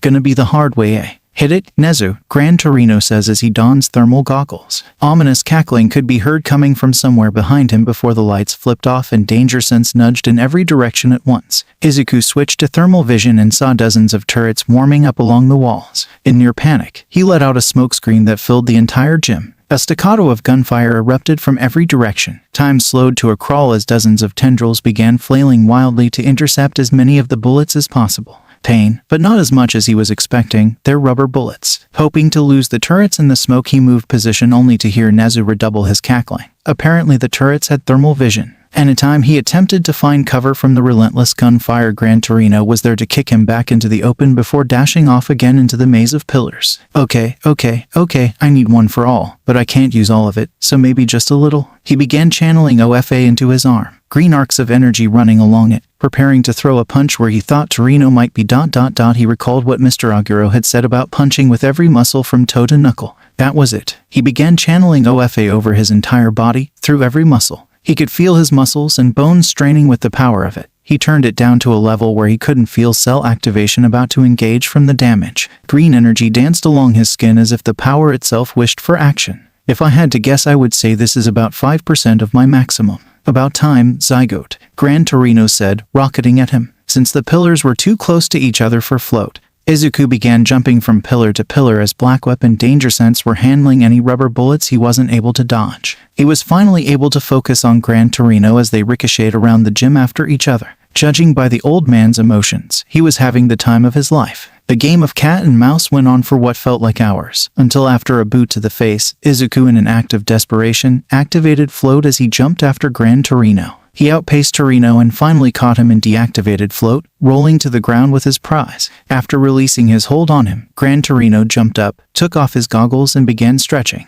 Not bad, kid. That was the most fun I've had in years. Izuku was doubled over, wheezing. He's not human. Training so many sides of his quirk was exhausting. Even with cell activation, Gran Torino began jauntily walking over to where Toshi was clapping with a proud smile and Nezu looked like had just found enlightenment. Water break for 10. Then we go again. Izuku was starting to understand why All Might was so scared of the man. It was starting to get dark out by the time Gran Torino called an end to training. Izuku was pretty sure he was about one more run away from dying of exhaustion. They made their way back to Toshi and Nezu. He figured that he could get away with one more quirk activation and stay conscious. Before you go, sir, do you want me to evolve your quirk? Gran Torino backed away from Izuku's outstretched hand. No, I'm old and it took me forever to get a hold of my quirk the first time. I don't want to be slamming into the ceiling again. No thank you. Is that why he's so short? Izuku clapped his hands over his mouth as he felt his lips move. Nana reappeared and fell to her hands and knees, slapping the floor as she laughed. I love this kid. Torino just gave a long drawn-out sigh of exasperation. At least let me heal you a bit. It will give you some energy too," he said, hand glowing a faint green. Torino gripped Izuku's hand. Fine, but if I start shooting my quirk out of my ass I'll kill you." Izuku choked back a snort. "Why yes sir." He let go of Torino's hand. "I should be getting back home. Thank you everyone for coming. I'll see you in the morning, Nezu," Izuku said and trudged home. Sunday afternoon, after Nezu's lessons and analysis, or as he called them lightning rounds, Izuku made his way to Ogre's gym to meet up with Rumi, Mei, and Himiko to study for school. He was wearing tan cargo shorts and a black t-shirt that read thinking cap in yellow lettering. He had no idea what a study session among friends was supposed to look like, but he was excited regardless. He actually had friends to study with now. On his way to the gym he grabbed some drinks and snacks for everyone at a local convenience store. You were supposed to bring snacks, right? Izuku walked into the gym to see Rumi wearing gray yoga pants and a black tank top, flexing in different poses as Himiko and Mei clapped and cheered. Himiko had her hair up in messy buns and was wearing a baggy black hoodie and a dark red skirt with black thigh-high socks. Mei was wearing navy blue mechanics coveralls rolled down to her waist, exposing her black tank top. Mei and Himiko were radiating the same emotion his moms did when they looked at each other, attraction. Good for them, he thought with a small smile. As Rumi was flexing her new muscles, he wondered how she had packed on so much in just a week, even with his quirk's help. She was incredibly athletic to begin with, but now, however, she was jacked as she had put it. Her shoulders were pronounced and clearly defined. Her biceps and triceps bulged as she flexed, and her six-pack could be seen straining through her tight tank top, and her legs ... Her legs looked like she could squat a car. She was giving him her trademark grin ... She caught him staring. Again, she was also giving off the same unrecognizable emotion he had sensed from Himiko earlier in the week. See something you like, Izuku? If he wasn't holding 2 bags he would have covered his neon red face. So instead he settled for sputtering, I be brought us snacks. Oh relax, I don't mind you looking. Got to say though, when you said your quirk helped build muscle I didn't think it would help me gain 50 pounds in a week. It's weird. I should be even bigger but I think I just got more dense. She paused a moment then pointed a finger at him. If you laugh, I'll kick you. 50 pounds. Even with cell activation that seems like too much to be possible. He scrunched his eyebrows together in thought. Do you not realize that you evolved her quirk? Nana's distinctive voice said in his head. Izuku almost dropped the bags of snacks in surprise. I did. Wait, you can talk in my head. Do, was the only response he got. I think I evolved your quirk by accident. Please tell Neon, he scrambled out. All 3 girls let out a collective what? Confusion crossed Himiko's face. So your quirk can let you sense people's emotions, heal, and evolve quirks? She asked incredulously. Mei grabbed him by the shoulders and shook him. What am I feeling right now? It was that same unrecognizable feeling again. He just shrugged his shoulders, face red from her proximity. I don't know either, sorry. Rumi looked at Himiko with a raised eyebrow. How do you know he can heal? Himiko's eyes widened slightly at her mistake and Izuku sensed her nerves. I saw you guys fighting in the alley. I wanted to help but I was scared. But Izuku, how can your quirk do so much? Izuku could sense she was lying about being scared. But why lie about that? Izuku extricated himself from Mei's shaking and set his bags down. You know dual quirks. Well, it's kind of like that, but instead of having 2 sides my stockpiler manifests its energy in 8 sides. What the F? Dang Izuku. I'll make all your babies. Everyone save for Rumi looked at Mei in shock at her forwardness. Relax, she means support gear. I think, Rumi said with a shrug. Himiko raised an eyebrow. You said 8, what are the other 5? Izuku sighed. A strength enhancement I call full cowl, flight, but I like to call it float. Prehensile tendrils I call black whip. A smokescreen that comes with thermal vision that I call smokescreen. And the ability to sense potential threats that also increases my perception of time that I call danger sense. Show me everything. Mei yelled as she shook him by his shoulders again. Rumi apparently saw his reluctance. This gym is licensed as a quirk gym, so don't worry about public usage. Oh okay, here goes. Mei backed up as he gently lifted off the floor, tendrils lazily extending from his palms, green arcs of energy running over his skin, and finally giving off a small puff of smoke that covered his body. How many fingers am I holding up? Came Rumi's voice. He didn't need to see her to know she was smirking. Switching to thermal vision he could see her flipping him off. 1, he deadpanned. Deactivating his quirk he dropped back to the ground as the smoke cleared. Wanting to move on from himself, he turned to Himiko. Himiko, you have a dual quirk, right? Some kind of minor cat mutation in your transform. She looked a bit surprised actually. I do. My mom had a tiger mutation quirk and I've never met my dad. Mom said he had a similar quirk as me. He could feel the anger and pain she felt when she mentioned her mom. Izuku could tell this conversation was making her worry. Most likely afraid of people finding out about her reliance on blood. Izuku decided to try and test the waters. What do you guys think about blood quirks? They're pretty rare and they have a certain stigma to them. They're just quirks like all the rest. Why? Rumi asked, crossing her arms over her chest in challenge. Oh, I bet I could make some great babies for that. I've never met anyone with one though, Mei said, shoulders slumping. Himiko smiled at him, her pupils blown wide. Well, you have now. I don't really like to advertise it, but I have to drink blood to use my quirk. It makes me crave blood all the time, and I tend to get a bit grumpy if I haven't had any in a while. Izuku put his chin in his hand, thinking aloud. Reliance on blood for quirk usage combined with the traits of a cat, like hunting instinct and agility for example, would make you a perfect predator. They got right up in Himiko's personal space, holding out her arm. Ooh, drink mine. I wanted to see. Himiko looked a bit shocked at the offer. You'd give me your blood ...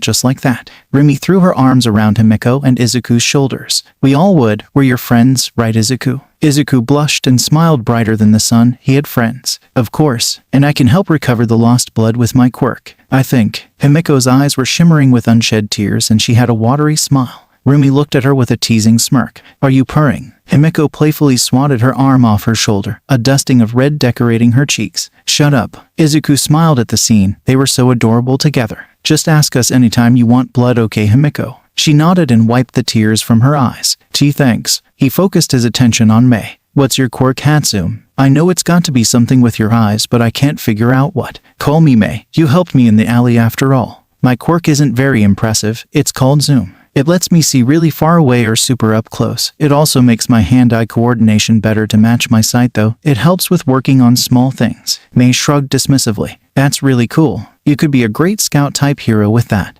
And the hand-eye coordination could make you rival Snipe with guns. All three of you would make such a good hero team. Mei as scout, Overwatch, Himiko as infiltration, and Rumi as the fighter that can size up an opponent in an instant. You guys would be unstoppable. Izuku cheered. At the sudden silence he paid attention to what they were feeling. Rumi seemed to feel proud and simultaneously hesitant. Himiko and Mei both felt happy and disbelief in equal measure. Himiko looked at her palms, eyes unfocused. Mei, a hero. Mei pulled her welding goggles over her eyes. But my quirk's weak and I'm weird. Besides, I like making things. I can just do the support course. Rumi was looking down at her clenched fist with a far-off look in her eyes. I have to be strong on my own. I can't be weak again, she said as her ears slumped down. In frustration, Izuku subconsciously summoned full cowl and stomped the floor, leaving a shoe print in the concrete. Yes, Himiko, you would make an amazing hero. Mei, your quirk isn't weak and you're not weird. You just think differently, and that's my favorite thing about you. You could always just double major and become a support-type hero like Power Loader. Rumi, you are already one of the strongest people I know, and if getting help makes you weak, then I'm the weakest of them all. You're all the most amazing people I've ever met and my first real friends, so don't talk like that. Mei had pushed her goggles back up to reveal watery eyes. Everyone was staring at him now, stunned at his outburst. Sorry, I didn't mean to yell, Izuku said, closing his eyes, waiting for the inevitable backlash. Izuku suddenly felt several pairs of hands pull him into a hug. He opened his eyes to see all three girls pushed up against him. His face warmed to the point he was sure they could feel the heat. Thanks, Izuku. Thanks, Runt. You're allowed to touch my goggles. How the F did you not have friends before us? Does it have something to do with your quirk coming in late? Rumi asked as she squeezed a little harder. Izuku looked away from her questioning gaze. Why, I was misdiagnosed as quirkless and well ... Have you heard of Aldera? That quirkless school district that got shut down. You mean you went there? Mutation hate is bad enough. I can't imagine what you went through, Rumi said as she pulled him in closer. It was that blonde hole from 10 years ago, wasn't it? Himiko asked, voice dangerously low. Tears came unbidden to his eyes as he nodded. Who? They asked, starting to get lost. Himiko snarled as her eyes narrowed. A bully. Izuku and I went to the same elementary school. And the day my quirk came in, this blonde hole called me a villain and tried to attack me, but Izuku saved me. He's been bullying you all this time, hasn't he? Another nod. Ima, cut him. I'll kick the shit out of him. I'll blow him up. He wasn't sure if he should be worried or thankful that empathy registered all those as truth. Thanks. He pulled himself from the hug. Can I evolve your quirks? He asked, extending two glowing hands to Mei and Himiko. They both smiled and each took a hand. Two sets of yellow eyes glowed with power. Mei began looking all over the room, her eyes changing from yellow to red to black to green. OOOH. I can see in thermal, X-ray, and night vision. I'm going to make so many babies. She pulled him into a crushing hug, lifting him off his feet. Thanks, Izuku. Rumi held out her arm to Himiko. You need blood, right? Go ahead. Himiko's smile was full of teeth as she took the offered arm. I can make my saliva produce an anesthetic, so this shouldn't hurt. And don't worry about diseases, my quirk takes care of that. She let her chin-length tongue out of her mouth and licked a spot on Rumi's forearm before biting down. After a few seconds, Himiko unattached and licked off the remaining blood before smiling up at Rumi. Izuku moved closer and brushed a glowing hand over the bite, healing it. Himiko stepped back as gray sludge began covering her. The sludge solidified into a mirrored Rumi wearing Himiko's clothes. The new Rumi squatted down and jumped all the way up to the vaulted ceiling with little effort and brushed her fingers across it. Izuku had to look away to avoid seeing under her skirt. She landed and hugged the other Rumi tightly. I can use other people's quirks now. You're so strong, Rumi. She pulled back and ran her hands all over her new body. In hot, gray goop began falling off of her to reveal Himiko again. She glomped onto Izuku. Thanks, Izuku. He felt something sharp poking where her fingers were. LOL. She let go and looked at her hands to reveal pointed black nails where short unpainted nails had been. I have claws now. She bent down, claws extending to 2 inches, and dragged them along the concrete, claws cutting through it like warm butter. I'm glad you're happy, but we should probably study. After a collective groan, they went up to Rumi's room to study. Her room was fairly large. It had a beat-up leather couch, an old TV, different types of weights in a corner along with a human-shaped boxing bag, a microwave, mini fridge, kettle, and a lot of Nana's merch. Girls got taste, Nana said inside his head. He could hear her smirking. Wow, this is basically an apartment. It's so nice, Himiko said, surprised. It was big, but small even compared to the smaller apartments, and it definitely wasn't very fancy. Something about how surprised Himiko was acting bothered him. Is it bigger than where you live with your mom? Himiko shrugged. I don't live with my mom anymore. I actually live with my grandma. Our place is about the same size. He could tell she was lying about living with her grandma but telling the truth about not living with her mom, which was concerning. Himiko, I'm an empath. You can't lie to me, remember? You don't have to tell me everything if you don't want to, but please answer me this. Are you safe where you're living? Himiko's eyes widened, not expecting to be caught. I'm safe where I'm living, she said, careful of her wording. Rumi put a hand on her shoulder. Come to us if that changes. Yeah, Mei yelled, throwing a fist into the air. Izuku gave her a megawatt smile. Good, I don't want to lose you again. After a few hours of studying, they decided to watch a movie before everyone went home. Himiko wanted to watch a horror movie, Mei wanted sci-fi, while Rumi wanted anything with fighting. Izuku didn't mind either way but found an old gory sci-fi called Aliens which seemed to satisfy everyone. Izuku was sitting on the far left of the couch next to Himiko, and Rumi was sitting on the opposite end next to Mei. Partway through the movie, while they were eating the snacks that Izuku had brought, Himiko turned to him, apprehension rolling off of her. Can I have some blood? She asked with a blush dusting her cheeks. He smiled at her reticence. Of course. Her pupils blew wide until they were only black rimmed with yellow. Thanks, Izuku. Tap me if you get lightheaded. He was about to offer her his arm like Rumi had when he felt a tongue graze his neck just above his clavicle. Then he felt soft lips and heard the faint sound of sucking. He looked down to see Himiko, eyes closed, lips connected to his neck but no pain ... and he could both feel and hear her purring. He blushed so hard he could hear her suction increase. After a few minutes and still not feeling lightheaded, she stopped sucking and with a pop, she disconnected, then licked the blood away. The 4 fang marks healed over almost immediately, leaving a scar that would fade. She looked up at him with ecstasy written on her features, a wide-fanged smile, and blood on her lips. My hero, she said sleepily. She closed her eyes once more and rested her head on his shoulder before resuming purring as she fell asleep. After a minute of fighting down his blush and something, he looked over to where Rumi and Mei were to see if they had seen the whole thing. Rumi was giving him a knowing smirk as Mei lightly snored on her shoulder, goggles over her eyes. She said it was too bright. We'll wake them once the movie's over, she whispered. Later that night, Himiko skipped through the door of her apartment. It was smaller than Rumi's room and completely empty save for appliances. She swung open the fridge. Inside was convenience store food and dozens of blood bags. Some were labeled with names, several read Grandma. Thanks to Izuku, these should last me a while. She moved over to the closet and opened it. She grabbed out her rolled-up futon, and underneath it was a duffel bag with cash spilling out of it. All this should last until 3rd year. I should send a thank you letter to those idiot gangs in Camino, she said, laughing to herself. She rolled out her futon and stripped before laying down. She reached for the ceiling and flexed her fingers, claws extending. She smiled wide, admiring them. So pretty. Izuku really is the best. Rumi and Mei are pretty cute too though, she said as her other hand traveled down her body lower and lower. A week after their first study session together, Izuku, Rumi, and Himiko were on their way to Mei's place to check on her and study there instead since she wasn't answering her phone. Himiko bumped shoulders with Rumi. So how do you know where Mei lives? Rumi grinned at the shorter girl but kept their shoulders connected.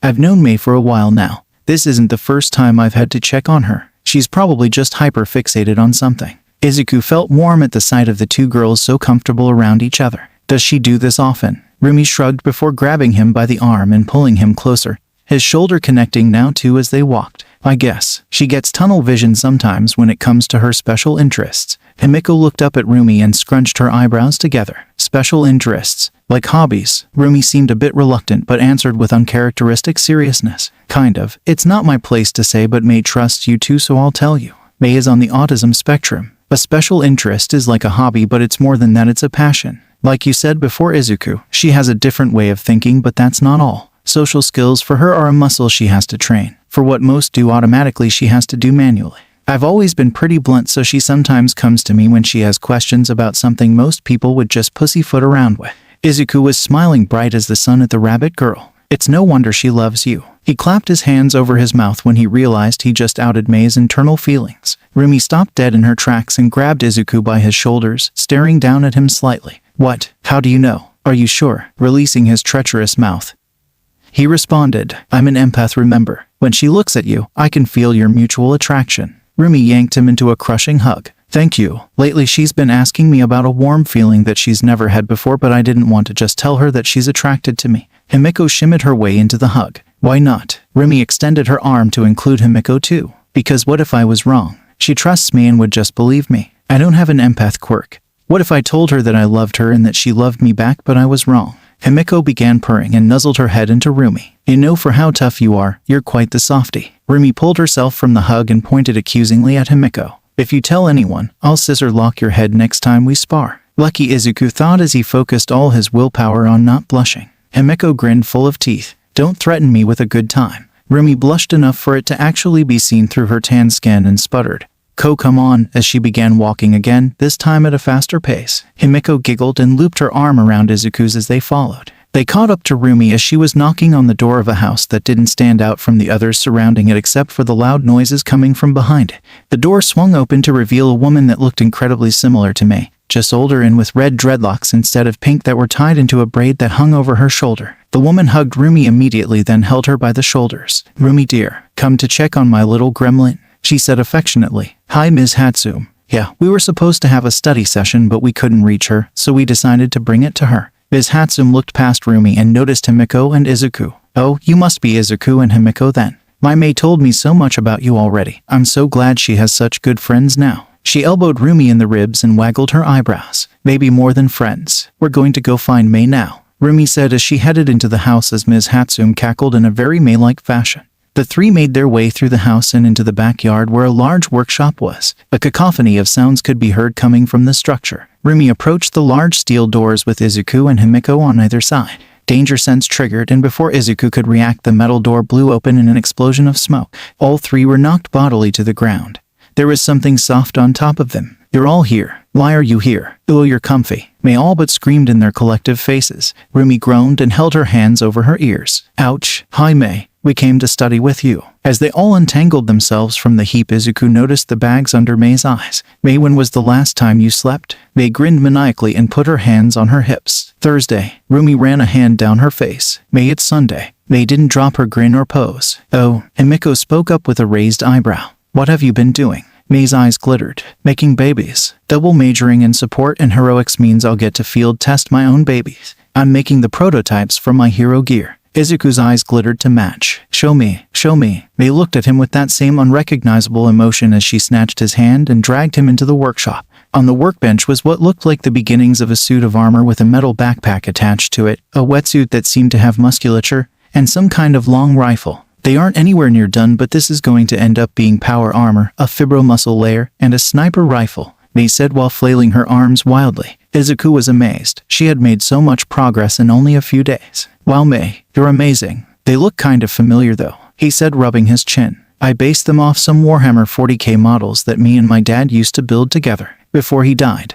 May said, trailing off as tears filled her eyes. Rumi was there, wrapping the pinkette into a hug immediately. It's okay, May, you're all right. He would be so proud of you. May sniffled. I know, I just wish he was here to build with me again. Himiko grabbed Izuku and together they wrapped May up in between all three of them. We'll build with you, just tell us what to do, Himiko said. May smiled warmly with her eyes closed. I feel so warm. So with studying forgotten, they helped May build until she had finally succumbed to sleep. After Rumi placed the girl in her bed, Izuku used cell activation on May's sleeping form to restore her energy until the bags under eyes were gone. It was Friday morning and Himiko was just about ready to leave for school when someone knocked on her front door. Not even Izuku knows where I live, maybe someone from the school. Her thoughts were cut off when her door was kicked off its hinges. A group of men began rushing into the apartment, with the largest in front. Himiko smiled, showing off her fangs as she reached beneath her skirt. Before the large man in the front with a basic super strength quirk could even notice her, she threw a knife into his foot, pinning it to the floor. The man yelled out in pain when his foot didn't continue forward with him and tripped onto his face.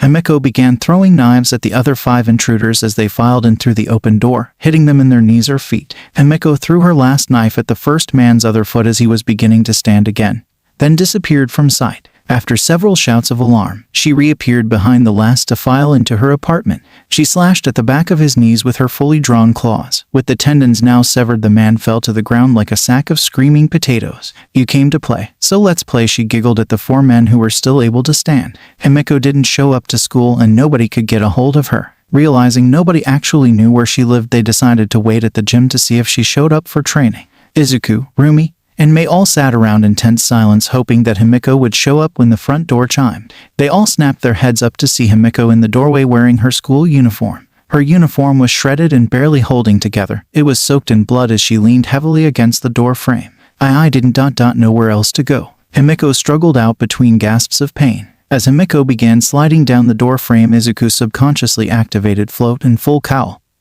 and shot through the air in time to catch her before she fell. He knelt with Himiko's bleeding form in his arms as his hands began glowing, slowly closing her wounds. There were so many. Himiko reached up and placed a bloody hand on his cheek. My hero, she breathed out before losing consciousness. What the F happened? Rumi yelled at his side. He hadn't even noticed that she was right next to him. May had her goggles down and was latched onto Rumi like a lifeline. An ambulance is on its way, Mr. Aguro said as he knelt next to Izuku and checked over Himiko's wounds. Not all of this blood is hers. Izuku, May, and Rumi were gathered around Himiko's hospital bed waiting for her to wake while Mr. Aguro called May's mom and Izuku's moms. They had told the doctor that they were her family. She didn't seem to buy it but let them stay anyway. Himiko woke up with 3 sets of hands on her. Where am I? She groaned. Izuku, with hands still glowing from cell activation, spoke. The hospital. You showed up to the gym covered in blood and passed out. What happened? Izuku could sense fear coming off her, so he continued. I know you're scared, but we won't abandon you, no matter what.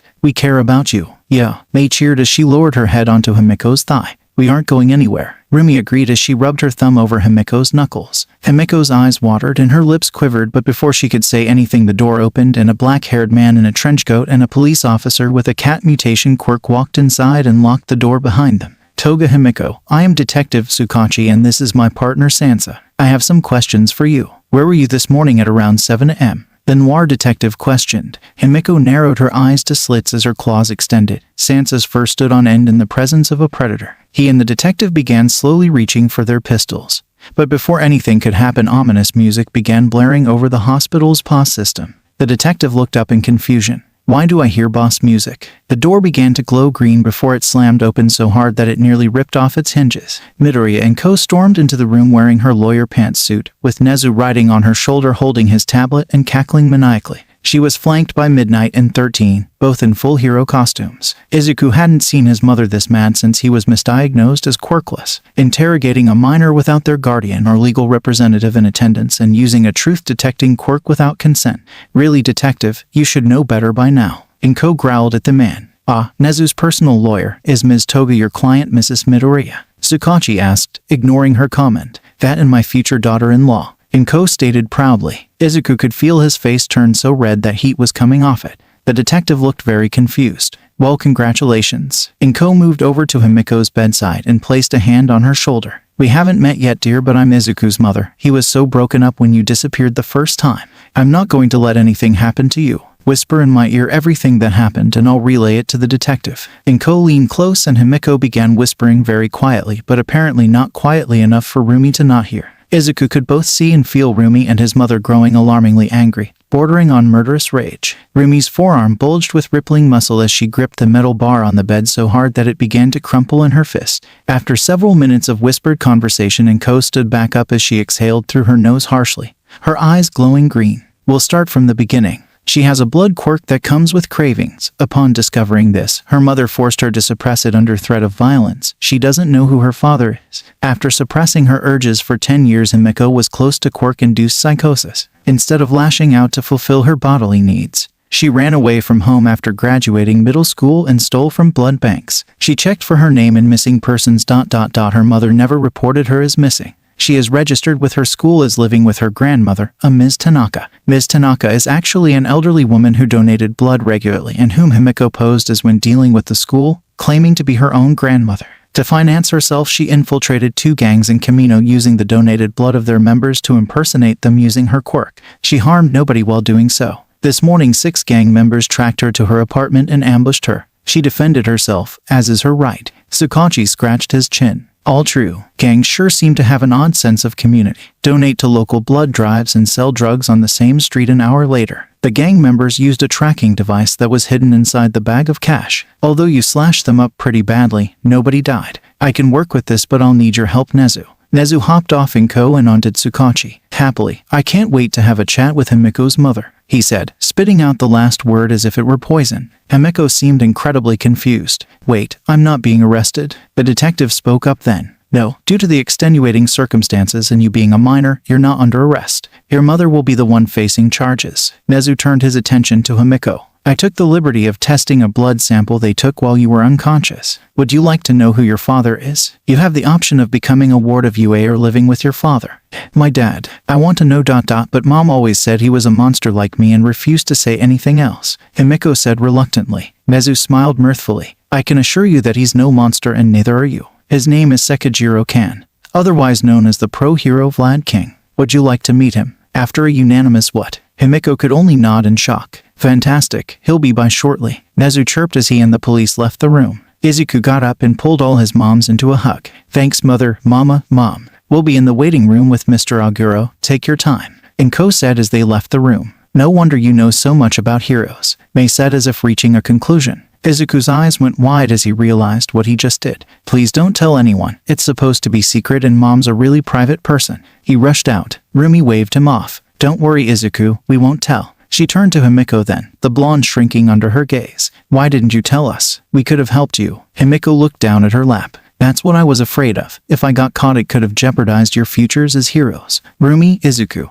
and Mei climbed onto Himiko's bed and pulled her into a hug. I think I speak for all of us when I say I would rather not be a hero than lose you, Himiko, Izuku said with watery eyes. They lost track of time as they held each other closely, Himiko's purring never letting up. Izuku idly wondered at how right it all felt. A knock sounded on the door. They all looked up to see an uncomfortable-looking Vlad King peeking around the broken door. Is one of you Himiko? They pulled themselves from the hug and Izuku turned to Himiko. We'll wait outside. As they began to stand up and leave, a hand grabbed Izuku's shirt. Stay, please, Himiko said quietly. They all sat back on the bed without another word. Himiko smiled small and waved at the large man. Hi. Tears ran down Kan's face as he slowly walked up to the bedside and dropped heavily to his knees. I'm so sorry I wasn't there for you. I didn't know that you existed until an hour ago. I met your mom when I graduated UA. I was only with her one night. In the morning I told her about my quirk and she called me a monster. I never saw her again. If you give me a chance, I would love nothing more than to be your father. Himiko slowly made her way off the bed onto unsteady feet and pulled a still kneeling Kan up. I'd like that. Dad. Kan lunged forward and pulled her into a hug. At first Himiko stiffened, but it was so gentle and filled with love for his newly discovered daughter that she melted into the hug and began purring.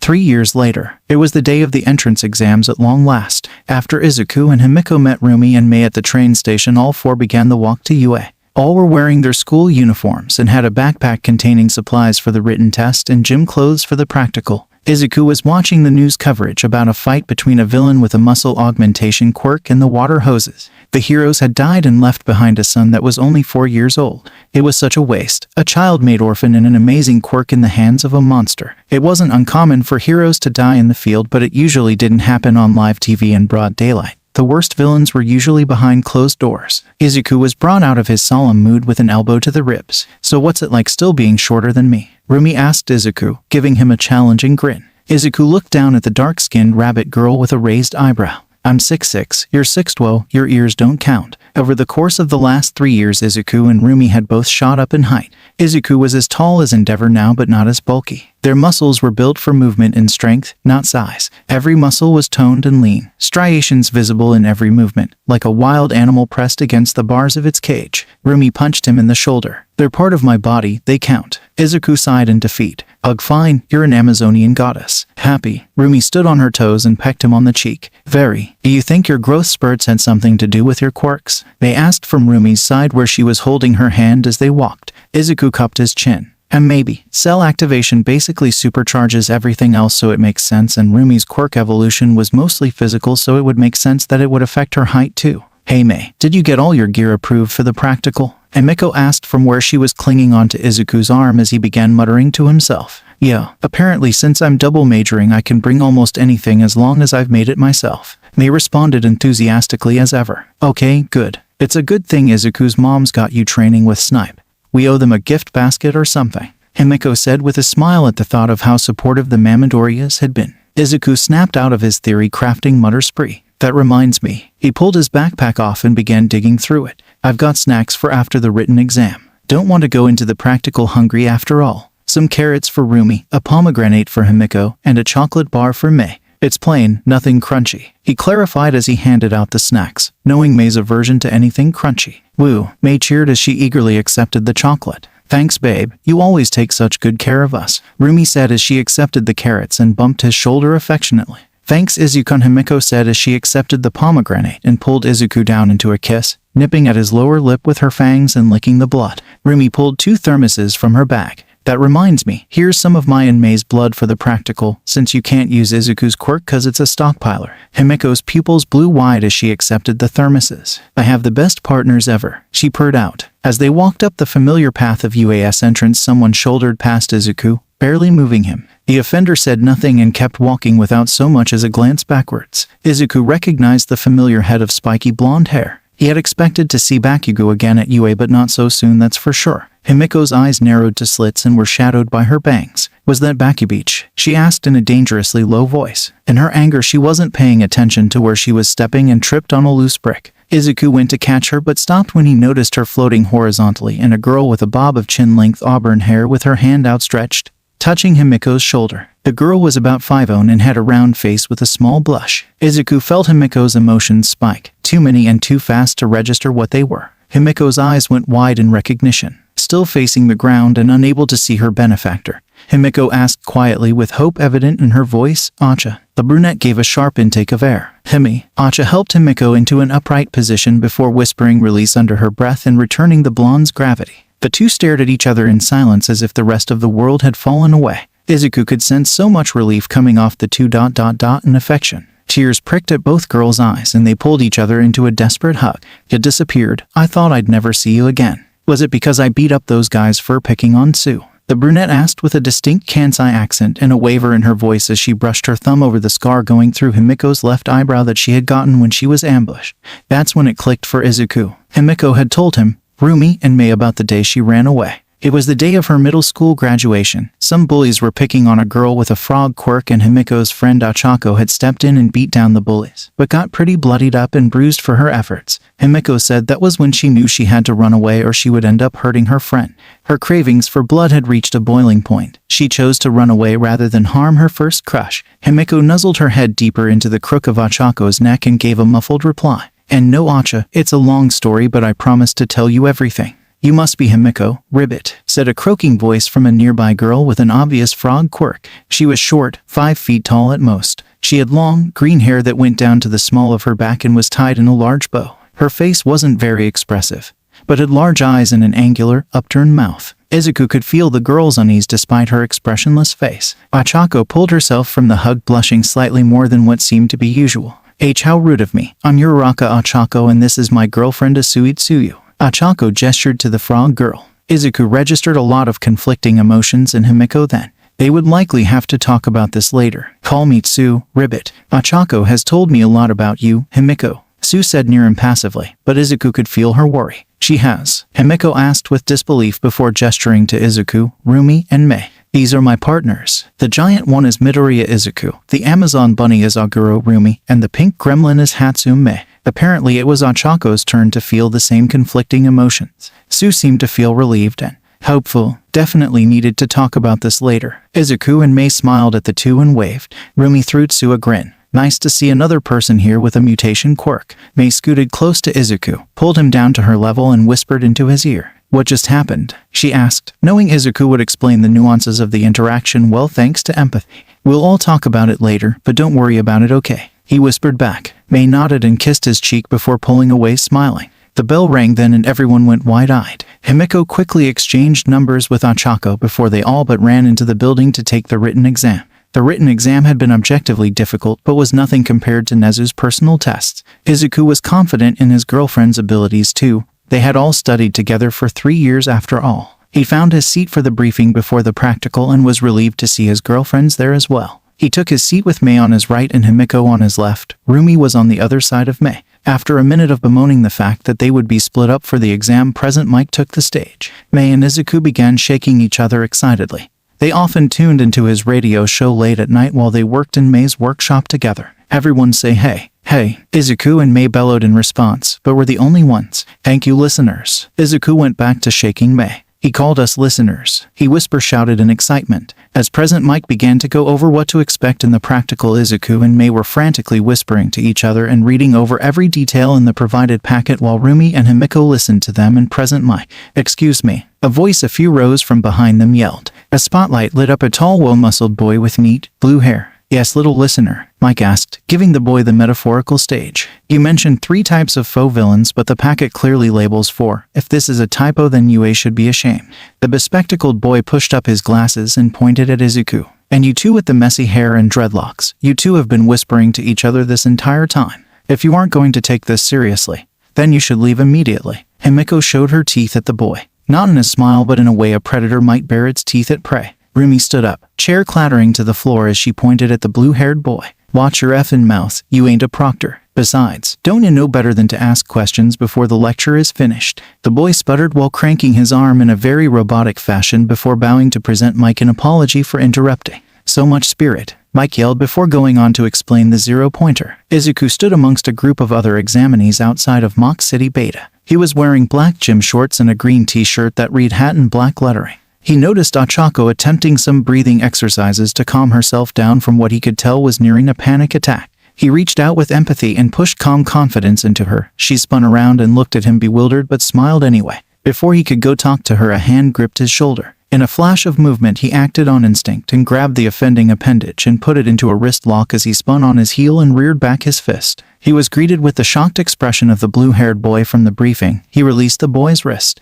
You shouldn't just grab people like that. You could trigger someone, Izuku said in warning. If the boy had done that to Himiko, she would have gutted the poor boy before he could have even reacted. As the blue-haired boy began sputtering something that sounded like the beginnings of an apology, danger sense flared and President Mike yelled, "Go." After so many spars with Mr. Aguro and brutal training sessions with Grand Torino, Izuku reacted with muscle memory. He activated float and rocketed off, flying over the stunned crowd and the still opening gate into the Mock City. He saw the robots that had triggered his danger sense rolling down the main street towards the gate. A shockwave buffeted the street as he broke the sound barrier as he flew just over the robots. They began to aim upwards as he let Black Whip lash out, wrapping around each and dragging them along the street as he went. He reached the end of the main street and released Black Whip as he turned around to survey what he had done. There was an assortment of 2 dozen 1, 2, and 3-pointers piled in a twisted heap beneath him. The exam participants were just now clearing the gate and staring at his floating form with wide eyes. In the observation room, the staff of UA were staring slack-jawed at the monitors showing Izuku. Well, most were. That's our boy. Midnight cheered as she jumped onto 13's lap and squeezed their puffy spacesuit in a hug. He certainly knows how to make an entrance. All Might in his thin form agreed. No longer did he look like a walking skeleton in a suit. He was thin but not grotesquely so. His black sclera had even returned to white. Such a feat was only possible with Recover Girl's evolved quirk that now was capable of curing diseases and nullifying poison. Snipe sat forward and pointed at a separate monitor. That ain't all. My little protege is kicking ass too. I swear she's the second coming of Lady Nagant. The monitor showed someone flying high above a mock city in a winged suit of armor holding a rifle. The feed on the monitor was too far away to get a very good look at the armor or rifle, but a separate feed showed robot after robot crashing to the ground and moving with a single hole through each of their carapaces. Was her support gear cleared? Cementos asked. Yeah, I cleared it myself. She even has all of it patented already. Power Loader responded. Vlad King stood up and pointed to another screen. Forget them. Look at my precious baby girl go. On the monitor feed, Himiko was smiling wide and ripping through machines with her claws faster than they could track her movements. After using her claws to climb the face of a building, she morphed into Mei and wrapped her arms around her own midsection in a quick hug while she surveyed the area. She then morphed into Rumi and ran her hands over the sides of her face lovingly before she leaped from the building towards a grouping of robots. It appears Rumi is having fun as well. 13 commented. On another monitor, Rumi was bounding down streets almost too fast for the cameras to follow, leaving cracked asphalt and a wheezing midget with purple balls for hair in her wake. She slammed into the side of a building, almost collapsing the concrete wall, and used it as a springboard to launch herself headlong into a group of robots that had surrounded a few overwhelmed examinees. She ripped through the robots like tissue paper with her lightning-fast kicks. How's your boy doing, Aizawa? Nezu chirped. About as well as you'd expect against this irrational exam. He should have taken the recommended exam like I suggested. The racerhead groused. On the monitor that was occupying his attention showed an indigo-haired boy struggling to wield a broken piece of robot as a weapon. Izuku landed next to the boy and grabbed a nearby piece of metal, formed black claws, and carved the piece of metal into a sword before handing it to the bewildered purple-haired boy and flying off. Aizawa hid his smile under his capture scarf. He couldn't be biased as a teacher, but as a father he was glad the Midoriya boy had helped Shinso. Power Loader held his thumb over a large red button on a control panel. It's almost time. Izuku had given up on trying to count his points shortly after the start. He just decided to treat this exam as seriously as possible and do everything he could as if real lives were at stake. He was flying above the buildings as he surveyed the area with thermal vision for any robots or people that needed help. He saw a girl climbing on the back of a three-pointer and a boy with his hands held behind his head in a ridiculous pose as he shot a laser beam through a one-pointer like it was held together with gum. The boy then turned his attention to the three-pointer that the girl was still climbing around on. With thermal vision still active, he could see the boy's stomach begin to heat up, preparing to fire another laser. He must not see the girl. Izuku yelled inside his mind. Izuku flew down in a flash and snatched the girl off the back of the three-pointer in a princess carry just as it exploded. Izuku turned to the surprised boy. Watch where you're shooting, you almost hit her. He turned back to check on the girl still in his arms. He looked down and saw the thermal image of a girl with hair and eyes that both fluctuated with heat in a beautiful pattern. She was also naked. He blushed so hard he thought he could hear a tea kettle somewhere as he let her down while averting his eyes. Her clothes must have gotten damaged at some point, he thought as he pulled off his shirt and handed it to the girl while still averting his eyes. Sorry, I didn't mean to look. H here, it should be big enough to cover you up, and don't worry about giving it back, he said quickly. The girl let out an eep before grabbing the dress-sized shirt. You can see me? She asked in disbelief. Of course I can see her, how could I not? He thought before switching off thermal vision. Before he could turn back to the girl, a thundering crash sounded as buildings collapsed and a massive metal hand gripped the nearby building. That must be the zero-pointer, we should get out of here, Izuku said and was about to fly off before he heard something. Ouch, came a pained whisper from down the street. He looked to see Ochako laying face down with debris pinning her legs, and the zero-pointer launching a bus-sized fist at her prone form. Before he even realized what he was doing, he charged full cowl up to his maximum of 25% and launched down the street towards Ochako. Time slowed as danger sense triggered, and he barely made it in time as he caught the fist, his feet cracking the asphalt from the force. His muscles bulged. He was barely able to keep the fist at bay as he held it with outstretched arms. His feet were digging deeper into the road as the fist slowly began to overpower him. Blackwhip pulled the debris off Achako's legs, freeing her. Run, Uraraka, he grunted out above her. I think my leg is broken, Ochako said in defeat. Well he cursed internally. He was pretty sure Rumi was a bad influence on him. I could use my Blackwhip talons to carve through the inside of the robot, but it wouldn't be fast enough to save Ochako. I could go past my limit and throw a 100% punch, but there's no guarantee it'll work with only one punch, and I'm pretty sure it'll break my bones and leave me unable to throw a second.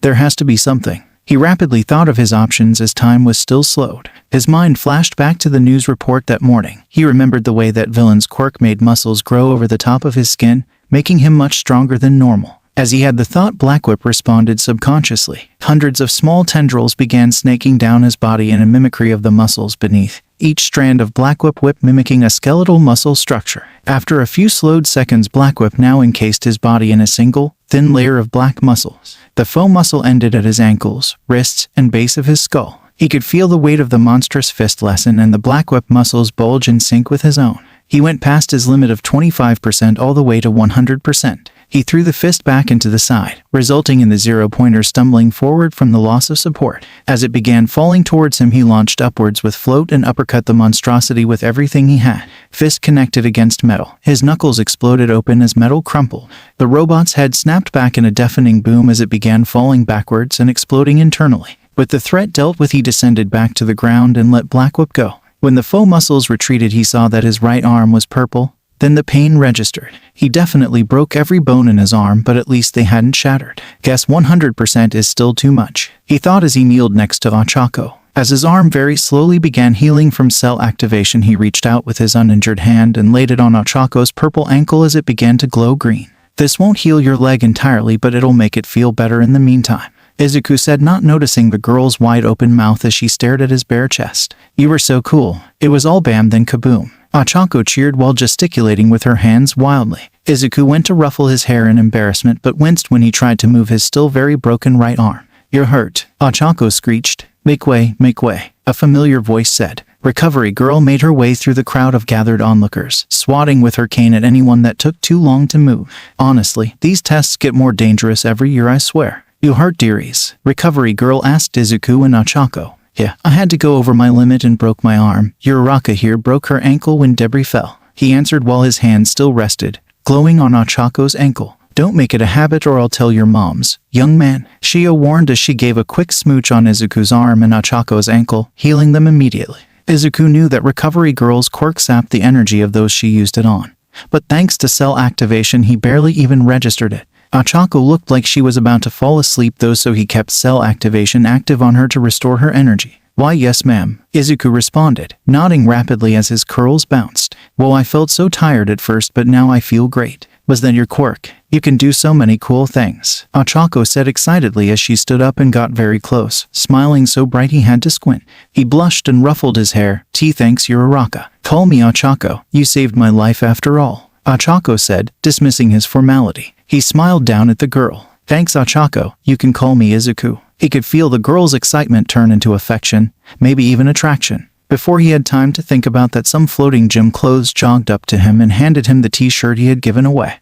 You can have this back now. I'm Hagakure Toru, by the way, Toru said animatedly. Thanks, I'm Midoriya Izuku, he said confusedly as he put his shirt back on. He could feel their disappointment as he did so. What happened to the girl that had my shirt? Is she okay? He asked, hoping she had found something else to cover up with. That was me, silly, Toru said, waving her arms around. What? He thought, flipping thermal vision back on. It was the same gorgeous girl with a bob of hair and eyes that both seemed to shimmer. She looked to have a beauty mark similar to Nana's as well. Is that why you were naked? He all but screeched. Yeah, I can't turn my invisibility off or make other things invisible, so I have to get naked to be invisible. I never expected someone would be able to see me. What do I look like? She finished quietly. Ethereal, he thought immediately. Ochako and Toru gasped quietly. He slapped his hands over his mouth. Gotta run. Sorry, he said as he ran toward the entrance, blushing. Earlier that day, deep within the substructure of the Shai Hasekai main base of operations, Kendo Rappa wandered. He was looking for Overhaul so he could challenge him again, but had ended up lost in the concrete underground maze. What, am I supposed to carry a map or something? He slammed open a metal door. It was dark inside, so he flipped on the light switch. You in here, Overhaul? No response came. It was then he noticed the steel chair with leather restraints at the center of the room. A small chair ... one someone would design with a child in mind.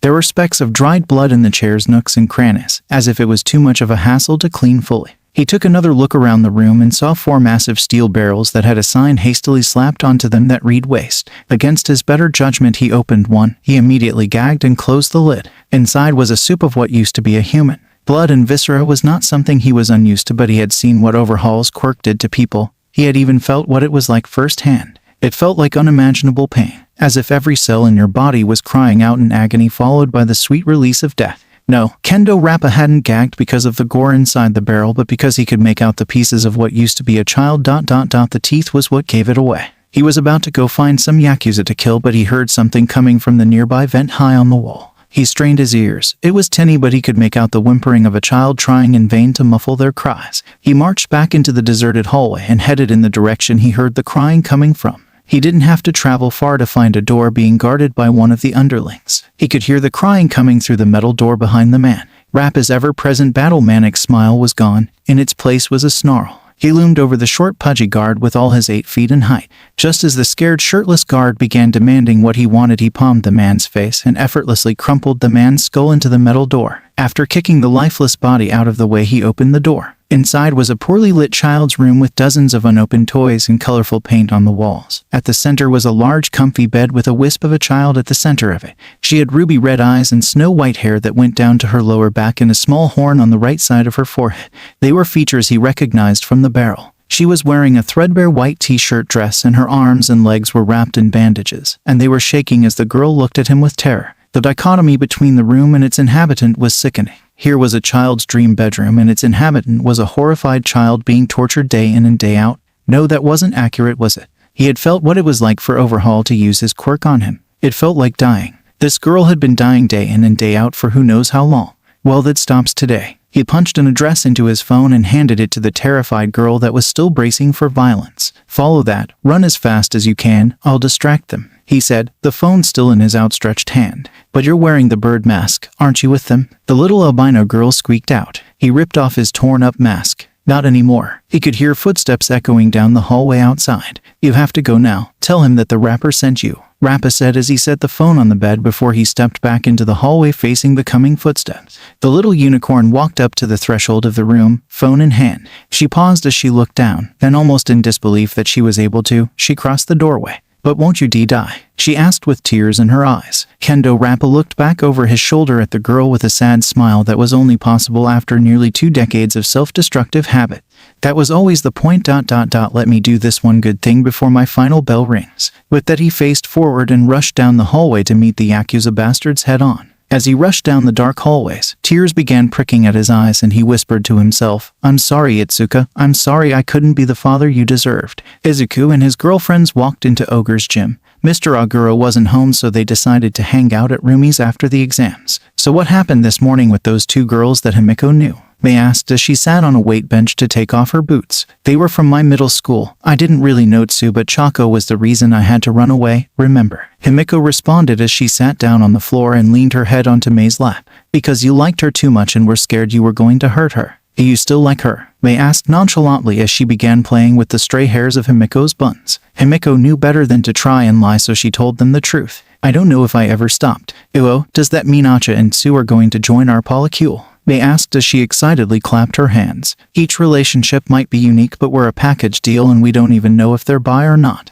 Rumi supplied as she wrapped an arm around Izuku's midsection. Izuku ruffled his curly locks. Well, I'm pretty sure Achako is at least. Rumi bumped her hip into Izuku. A ho-ho first name basis already. And how do you figure she's bi? Well, after I saved her from the 0-pointer with no shirt on, she was giving off some emotions, he said bashfully. Himiko wiggled her eyebrows seductively. You didn't say you were shirtless. Still can't believe you took that thing down and figured out a new move on the fly. Yeah, I knew I should have fought that thing. But why were you shirtless? Rumi asked. Izuku blushed slightly. Because I gave it to a naked girl. It turns out she was invisible and only I could see her because of thermal vision. You little charmer. Anyways, I'm not opposed to new people joining the polycule, but we'll have to get to know them a bit better first, Rumi decided. Me too, they seem nice and I like Acha's accent, Mei said with a manic grin. I'm fine with getting to know them better and seeing where it goes. Hopefully we all get into UA together, Izuku said. Himiko sniffled. I love all of you so much. Thank you for giving the idea a chance. Of course, Himiko. We love you, and if you think you might be interested in adding someone or someones to our relationship, then we're willing to try at the very least, Izuku said as he knelt next to Himiko and placed his hand on her shoulder. The door to the gym chimed as it swung open. Sorry, we're closed, Rumi began but stopped at the sight of a small child holding a phone like it was a lifeline. Izuku felt for the girl's emotions and nearly gagged. Her terror was so all-encompassing that he could taste it. It tasted of spoiled milk. What on earth could a little girl that couldn't be a day older than 5 be so afraid of? He tried pushing calm into the girl, but he could feel the terror come rushing back. Gee, the rapper sent me. Please save him, the girl said in a trembling voice. Rumi gave a sharp intake of air. That's the name of an old friend of my dad's, from his vigilante days. Everyone began walking closer to the girl but stopped when they noticed her trembling increase. Izuku knelt down on one knee about 5 feet away. That's when he noticed the bandages covering the girl's arms and legs and the fact that she was barefoot. We won't hurt you. I'm Izuku. What's your name? He asked as softly as he could. The child looked all around nervously, as if expecting a trick. I am Eri. Did someone hurt you, Eri? Izuku asked, trying to tamp down on his anger at the possibility. And not today, she responded as her lip trembled. Izuku could feel his girlfriend's rage pouring off of them like a dam breaking. Nobody is going to hurt you ever again if we have anything to say about it, he said with a bright smile and opened his arms up invitingly. Tears pricked Eri's ruby eyes as she tentatively walked forward into Izuku's open arms, and at the last second she threw herself into him and clutched her arms around his neck as the floodgates opened and she cried with heaving gasps for air. He held her close and stood up, her small legs wrapping around his waist. He ran his hand through her white hair trying to calm her. Rumi, Mei and Himiko circled close and placed comforting hands on Eri. He tried to push calm into her once more and this time it worked. Her crying subsided and her breathing steady. The door to the gym chimed yet again and danger sense triggered as Izuku registered pure malice coming off the newcomer. Rumi stiffened and whispered, dangerous, lethally. The man had black hair and was wearing a plague doctor's mask and a purple feather-collared jacket. You found my daughter, we'll be going now, the man said, empathy registering her being his daughter as a lie. In his arms Eri flinched hard at the too smooth voice. She's covered in bandages. Were you the one that hurt her? Izuku ground out. Of course not, she just trips a lot. The man answered, clearly getting annoyed. Liar, she's not going anywhere with you, Izuku stated with finality. Rumi and Himiko went as tense as a spring. Mei reached into her pocket. Come along, Eri, we don't want any trouble now, do we? He asked through gritted teeth as he pulled his white gloves off. Danger sense was beginning to nudge harder and harder in the man's direction. Empathy was registering murderous rage from the man. Eri's fear was back in force and she began to try and wiggle out of Izuku's grip. He pushed calm back into her and she stopped. He'll kill you, she whispered into Izuku's ear. Judging by the gloves, Izuku deduced that his quirk relied on touch and was likely very lethal. Give her back in 3.2. The masked man began counting down as he slowly started crouching. Ifuagritos Parsewat. Izuku rushed out after coming up with a semblance of a plan. The man raised an eyebrow. What? Blackwhip sprang into life and wrapped around the man's wrists just before his hands could reach the ground. Blackwhip pulled his arms wide and lifted him off the ground. Give her back, he roared as he flailed against his newfound restraints. Himiko flashed forward and Leopard punched him in the throat. Her fingers curled into a fist at the middle joint instead of the knuckles. His head hung forward as he gasped for air. Not cute at all. Luna Arc. Rumi yelled out as she descended on the man with an axe kick to the back of his head, jerking it further downward. The man looked up with wild eyes and without his mask as Mei pulled a small ball from her pocket and threw it while cackling. It landed on his chest with a splat. Then electricity raced along the man's skin as he convulsed before going limp in Blackwhip's hold. The door chimed as Mr. Aguro stepped in. What the F happened here? He asked almost too casually. Izuku clasped his hand over Eri's free ear and gasped. After Mr. Aguro made a few calls, the police, paramedics, and everyone's parents plus Nezu showed up. The police took one look at the unconscious man before quickly cuffing him with quirk suppressing cuffs, saying that he was a B-ranked villain that led a Yakuza group. The officers took everyone's statements of what happened. Tsukachi arrived shortly after that and approached where Izuku and the girls sat with Eri still clinging to Izuku, unwilling to let go. I can understand why you did it, but this still is vigilantism. I'll do what I can, but there's only so much. Tsukachi started. Actually, he agreed to a spar and this gym is licensed for quirk usage. Izuku smugly interrupted. Somewhere behind him he could hear Nezu trying to suppress a cackle. Tsukachi's eyebrows shot up. True. Why would a Yakuza boss agree to a spar? Izuku shrugged, Eri shifting with the movement. How could I hope to understand how a child abuser thinks? That does remind me though. Eri said someone called the rapper was the one that got her out, but he was in danger. Tsukachi sighed in defeat. Good to know. The rapper is an alias used by Kendo Rappa, another B-rank villain. We responded to a disturbance at the Shai Hasekai residence earlier today. Kendo killed over 24 known Yakuza and was gravely wounded. But he'll live. I'll do what I can for him. You'll have me and my lawyers help. Maybe we can get him into a villain rehabilitation program. Nezu chirped as he climbed onto Tsukachi's shoulder. Well, I guess that clears up that. Then there's the matter of Eri. She doesn't show up on any systems. By all accounts, she doesn't exist. Let's have the paramedics check her over while we discuss the options, Tsukachi said while gesturing to the two paramedics. Izuku looked down to Eri and she looked up at him with wobbly lips. Those nice people want to make sure you aren't hurt. Is that okay? You can say no. Eri seemed to gather her courage as her lips stopped trembling. I'll do it. Izuku gently set her down and paramedics led her over to a bench by the wall with a decorative potted plant beside it. There are currently two options, and seeing as the girl is rather attached to you, you four will decide. No matter what choice you make, I want Eri to attend the special classes we have at UA for children whose development has been negatively affected by villains once the school year starts. The two options are we place Eri into foster care or I make her a ward of UA and hire you four as her guardians. Do not make this decision lightly. She may come to see you as her parents. Nezu finished seriously. Izuku looked between each of his girlfriends. What do you think? I doubt she'll do well in foster care, Rumi said with a frown. Himiko looked to where Eri was with a faraway look. She deserves a place where she'll be loved, not just tolerated. I've read bad things about foster care and I want Eri to be happy. I think she'd be happiest with us, Mei said as she rubbed Himiko's thigh, bringing the blonde back to the present. And if she starts thinking of us as parents? Izuku asked, several barely suppressed squeals of delight coming from where their parents were gathered. If she does, then I wouldn't mind. I already have some parenting books for the future, Mei said casually. Izuku, Rumi, and Himiko all blushed a small amount before Himiko spoke up. I don't know why, but I really want this. It feels instinctual. I suppose that makes sense. Cats have been known to adopt abandoned babies, even other species, up to and including bears. Izuku pondered aloud. I don't know how maternal I am, but seeing Izuku holding her was making my instincts go wild. I want this too. I kind of figured we'd get to F before we had a kid, but out of order is okay too, Rumi said with a shrug. Izuku went red in the face as he looked around to make sure Eri was far enough away to not hear. That's when he saw her sitting on the bench and getting visibly more upset.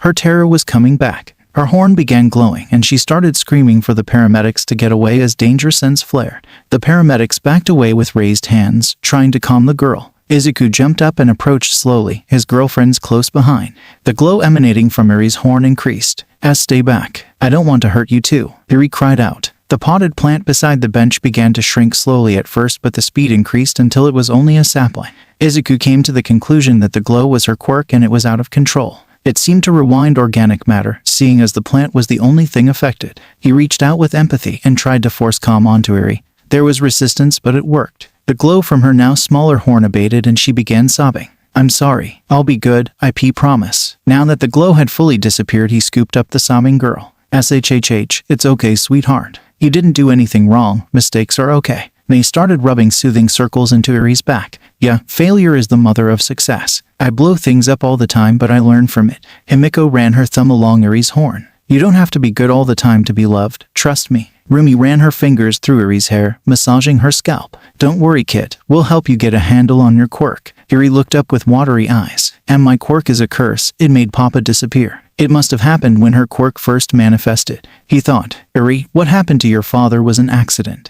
Your quirk is not a curse, it's a blessing. With training you could heal any injury. You could save countless lives with it if you wanted, Izuku said softly. Eri lowered her head back onto Izuku's chest and exhaled shakily. Really? Izuku leaned down and kissed the top of her head. Really? Deciding the girl in question deserved a say, he asked. Eri, would you like to stay with us? Izuku and the girls all held their breath as they waited for a response. Eri clung tighter to Izuku. Please. Tsukachi walked up with Nezu on his shoulder. It seems you're also uniquely capable of stopping her quirk if she loses control of it. Before I believed you to be the best option. Now I believe you to be the only option. So what do you say? Nezu chirped with a smile that told Izuku he already knew his answer. We accept, he said resolutely. Rumi, Mei, and Himiko nodding in agreement. Nezu clapped his paws together. Excellent. I'll handle the paperwork. You'll all have to take an online course and pass an interview from Child Services, but I have no doubt you'll pass. Also, since you'll be caring for a ward of UA, you're expected to keep her safe. I'll be issuing you 4 bodyguard licenses for quirk usage in the defense of your ward.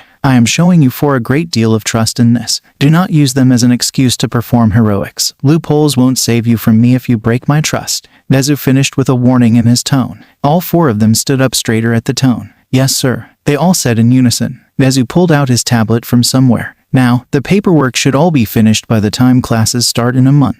The 5 of you can move into the dorms early so Eri has time to acclimate. Izuku's eyes bulged. Does that mean we got in? Nezu waved his hand dismissively. Of course. You were the top 4 ranking examinees after all. You'll all be in Class 1A. He turned his tablet to show them the scores. Izuku's jaw dropped. He had not only placed first with 120 villain points and 80 rescue points, but he had also broken All Might's record of a combined 150 points. Rumi was second with 80 villain points and 30 rescue points. Mei was third with 50 villain points and 55 rescue points. Himiko was fourth with 80 villain points and 20 rescue points. Fifth place was Bakugo with 77 villain points and 0 rescue points. Bakugo would no doubt be fuming once he found out. How do you have the results already, sir? Izuku asked. It had only been a few hours after all. Oh please, it's just adding up some numbers and judging the rescue points, nothing that takes too long.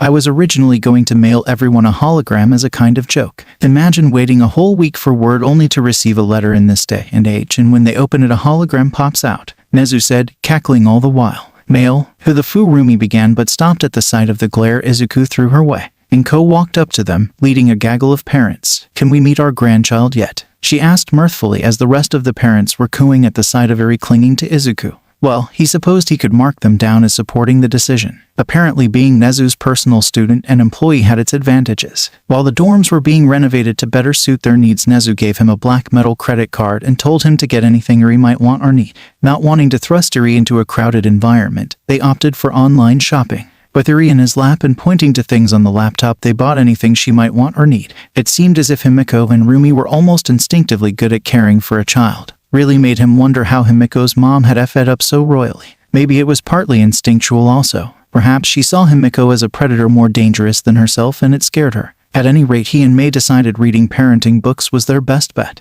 That's when he discovered that full cowl not only boosted his strength and defense but also his brain. It explained how All Might could fight at super speeds when a normal human couldn't hope to keep up. With the combination of cell activation supercharging his bodily processes and full cowl, he could read an entire book in minutes. All Might had seriously underutilized his quirk. With Mei's quirk being ocular, her reading speed was also nothing to sneeze at, nearly keeping up with him. The two of them had read through every parenting book they could get their hands on within days. The online courses, tests, and interviews from child services were almost alarmingly easy. It certainly explained, at least partially, why the foster care system had the stellar reputation it did. Now they only had to wait for everything to process. Only a week after the entrance exams, Izuku and the girls were moving into the dorms. That's when they discovered the reason behind the renovations. Nezu had somehow given them an entire floor to themselves. No other students were designated to it. Izuku's room was 3 times the size of a normal dorm room and had a bed the size of 2 king-sized beds put together. On the bed was a note that said the room's soundproof. He had a feeling Nimari had something to do with the bed and note. The girls' rooms were right next to his, and Eri's was directly across the hall. Moving their things and hadn't taken long at all thanks to all the training they had done over the years and the freight elevator that was commonplace because of the varying sizes of people due to quirks. The first morning after moving in, Izuku was wearing a pink apron, workout shorts and a tank top as he was making some pancakes with diced up apples inside for Eri. She was wearing unicorn-themed pajamas and a smartwatch that matched Izuku's and the girls'. She was patiently waiting in the kitchen while the girls were still waking up upstairs. When's your birthday, Eri? He asked over his shoulder where the little unicorn sat at the breakfast bar waiting patiently. Eri's feet ceased their swinging. I don't know. Izuku smiled reassuringly over his shoulder. Well, we can't have that. The doctors seem to think you're about 5 years old, so how about we call today your 5th birthday? We can throw a birthday party and even go somewhere if you want. Really? Eri asked in disbelief. Of course, sweetheart. So from now on, March 15th is your birthday. I'll talk to Nezu about making it official. Izuku had barely finished his sentence before the smart fridge displayed a message that said done, followed by an animated version of Nezu doing a dance. I don't think I'll ever get used to that, Izuku thought. Rumi came downstairs then wearing only a red leotard, her muscular hips and ass on full display. Judging by the way her nipples printed through her shirt, she wasn't wearing a bra. She strutted into the kitchen and kissed Izuku deeply before turning around, making it a point to swing her hips and wiggle her tail as she made to join Eri, sitting next to her and ruffling her hair. I know you wear those for pajamas, but don't you think it might be a little scandalous for Eri to see? He asked. No pee. I'm proud of my body and I have nothing to be ashamed of. In fact, my hero costume is going to be a leotard, only with thicker material, Rumi said simply. Well, he supposed she had a point. She was essentially wearing a one-piece swimsuit and he wouldn't want Eri to view her body as something to be ashamed of. He ruffled his curly hair. You're right, sorry. He finished the pancakes as Himiko and Mei joined them. Mei was wearing a pair of boxers he was pretty sure were his and a huge t-shirt that said naps on it that he was sure was his. Seeing her wear his clothes was much more attractive than it had any right to be. Himiko was wearing small black booty shorts and a dark red tank top that he could also see the shape of her nipples through. He quickly surmised that living with his girlfriends was going to kill him. Mei groggily hugged him from behind and mumbled a good morning into his back before shuffling off to join Eri and Rumi. Himiko grabbed him by his shoulders and heaved herself onto his back, her legs wrapping around his waist as she bit into his neck and began drinking as she purred audibly. What's she doing? Eri asked cautiously. Rumi placed a comforting hand on Eri's back. She's drinking his blood. Her quirk makes her crave it. People used to call her quirk curse too, but you know what, kid? she whispered conspiratorially. They were wrong. There's no such thing as a cursed or evil quirk. Did people hurt her like they did me? Yuri asked with a small, worried frown. Yeah, but not as badly. She's come a long way, they answered. Yuri was staring at Himiko like she had seen her for the first time. Himiko, for her part, was oblivious to the world around her as she drank her fill while Izuku bustled around the kitchen completely unimpeded by her weight or his loss of blood.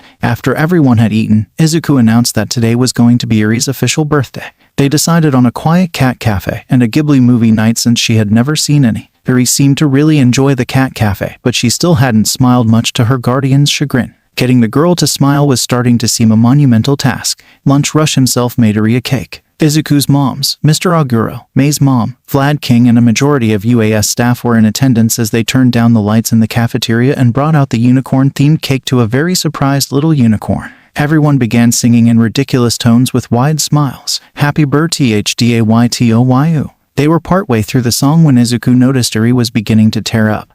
But despite that she smiled. Illuminated by the birthday candles she smiled for the first time and it was a full, watery smile as happy tears ran down her cheeks. The song finished and Izuku scooped up the girl before taking her seat with her on his lap. Happy birthday, sweetheart, he whispered before kissing her temple and wiping away her tears. After a few tries she managed to blow out all 5 of her candles and they dug in. Yuri quickly declared cake a close second to apples. Later that night, after changing into her unicorn pajamas and binging several Ghibli films sprawled out across her guardians, Yuri gave in to sleep. Izuku carefully picked the sleeping girl up and carried her up to her room. He gently laid her down and tucked her into her bed. She could skip brushing her teeth for one night. Izuku and the girls each gave her a kiss on the forehead goodnight. They were on their way out when a quiet voice, heavy with sleep, sounded from behind them. Good night, Papa. Good night, Mamas. All 4 whipped around to see Yuri sound asleep, tuckered out after a long day of having fun. They all eyed each other with wide eyes before quietly exiting and closing the door. Well, that happened faster than I would have thought, Rumi whispered once they were in the hallway. But she said it in her sleep. Does it count?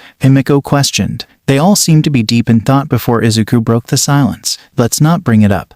We don't want her to feel pressured. Let's go to bed before we wake her. The 3 girls nodded and whispered goodnights before going their separate ways. An hour later, Izuku was lying in his bed thinking about how large and empty it felt when a barely audible knock could be heard. He got out of bed wearing only his boxers and answered the door. All 3 of his girlfriends were there. Rumi was wearing a similar leotard to the one from this morning, only white and thick enough that he couldn't outright see her nipples, only their printing. Himiko was wearing a black sports bra and red booty shorts that left little to the imagination. Mei was wearing a black tank top that her 4-pack could be seen through, and a blue pair of Izuku's boxers that barely fit on her hips. After letting them in and closing the door, he spoke. What's up? Is everything okay? Rumi hopped into the huge bed. We're sleeping here from now on. I'm not sleeping another night alone when the people I love are right next door. Himiko eyed him seductively as she joined Rumi. Couldn't have put it better myself. Mei grabbed Izuku's hand and dragged him to the bed. If I have to sleep, it's going to be with the people I love. Izuku was pulled into bed with Mei quickly tucking herself against his chest, her breasts pillowing out and threatening to escape their confines. Himiko pressed herself against Mei's back, spooning her and Rumi doing the same to Himiko. Izuku pulled the covers over the 4 of them with black whip as they whispered their goodnights once more. The 4 were quickly lulled into sleep as Izuku wondered at the difference of how empty his bed felt only minutes prior compared to now, though there was still an absurd amount of room. Izuku awoke in the middle of the night from his and the girls' smartwatches beeping and vibrating in a frantic alarm. The alarm that was set to go off if Yuri pressed the special button on her watch that let them know that she needed them. In less than a second, Izuku and the girls were swinging open Yuri's door ready to fight God. Yuri was sitting up in her bed with her blankets wrapped around her. Silent tears trailed down her cheeks as she trembled. Izuku sat down on her bed slowly and faced her. Yuri, Papa, Yuri cried out in desperation as she exploded out of her blanket cocoon and launched herself at Izuku, wrapping her small arms around his neck. Izuku was a bit shocked at first, but after a moment he brought his massive arms around the trembling girl. Did you have a nightmare? He could feel her head nod against his neck as his girlfriends took up places around them on the bed. Do you want to sleep with us tonight? Izuku whispered. The only response was another silent nod against his chest. He stood up and carried Yuri back to his room with his girlfriends following. Izuku walked through the doors of his mom's house and was greeted by Yuri rushing up to him in a mini UA girl's uniform and a red backpack. Papa, look. Our uniforms match. How does it look? She said excitedly as she twirled for him. Izuku had heard her call him Papa several times now, but it felt no less amazing. The idea of having kids one day had always seemed so far away to him, ever since Yuri had started calling him Papa and his girlfriends Mamas.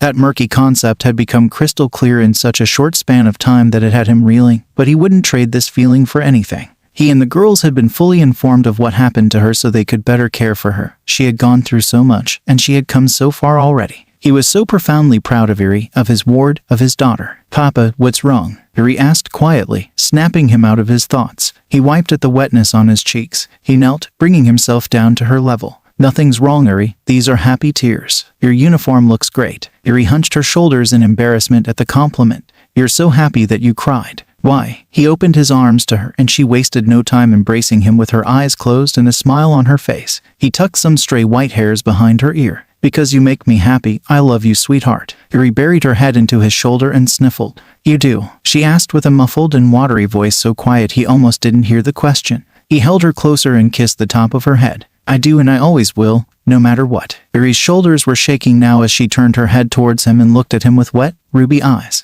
"I love you too, Papa." The sound of a camera shutter made him look up. His moms and girlfriends were all watching discreetly from a distance away with eyes shimmering with unshed tears. He stood with Eri cradled close and walked over to join his family. "I know this might seem soon, but I can't imagine myself ever changing my mind about Eri. What do you think about making this official?" he asked, wording his question carefully so as not to clue in Eri. Everyone but him and Eri choked back a sudden sob, and his girlfriends nodded in agreement. "I feel the same," Rumi said with a confident grin. "Same here," Himiko said with a fang-filled smile. "I'm in. It's only a formality at this point," Mei said with a manic smile. He looked down at Eri, who was obviously very confused at what was happening. "Eri, I have something very important to ask you. No matter what your answer is, know that we will always love you." Eri met his eyes and was obviously nervous, so he decided to press forward. "Do you want to be a Midoriya? To officially become my daughter?" Eri smiled a tight-lipped smile as she tried and failed to suppress the quiver of her chin. Tears came unbidden to eyes. Her restrained emotions broke like dam. She let out a strangled sob as her lips separated into a wide, unrestrained smile and tears poured down her face. She began nodding, her snow-white hair shaking as she struggled out a single word through her sobs. "Why, yes." Izuku and Eri were enveloped in a massive hug by all of his family. Nana spoke inside his head. "Congratulations, kid.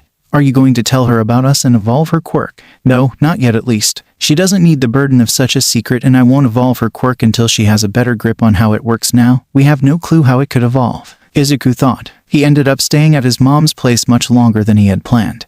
They threw an impromptu celebration for the new Midoriya. Inko had adoption papers already drawn up and was only missing his signature. It was almost dinner time. He needed to get back to make the dinner he had prepared for his new classmates, so they headed back home. Eri was still in her school uniform and being carried by Himiko.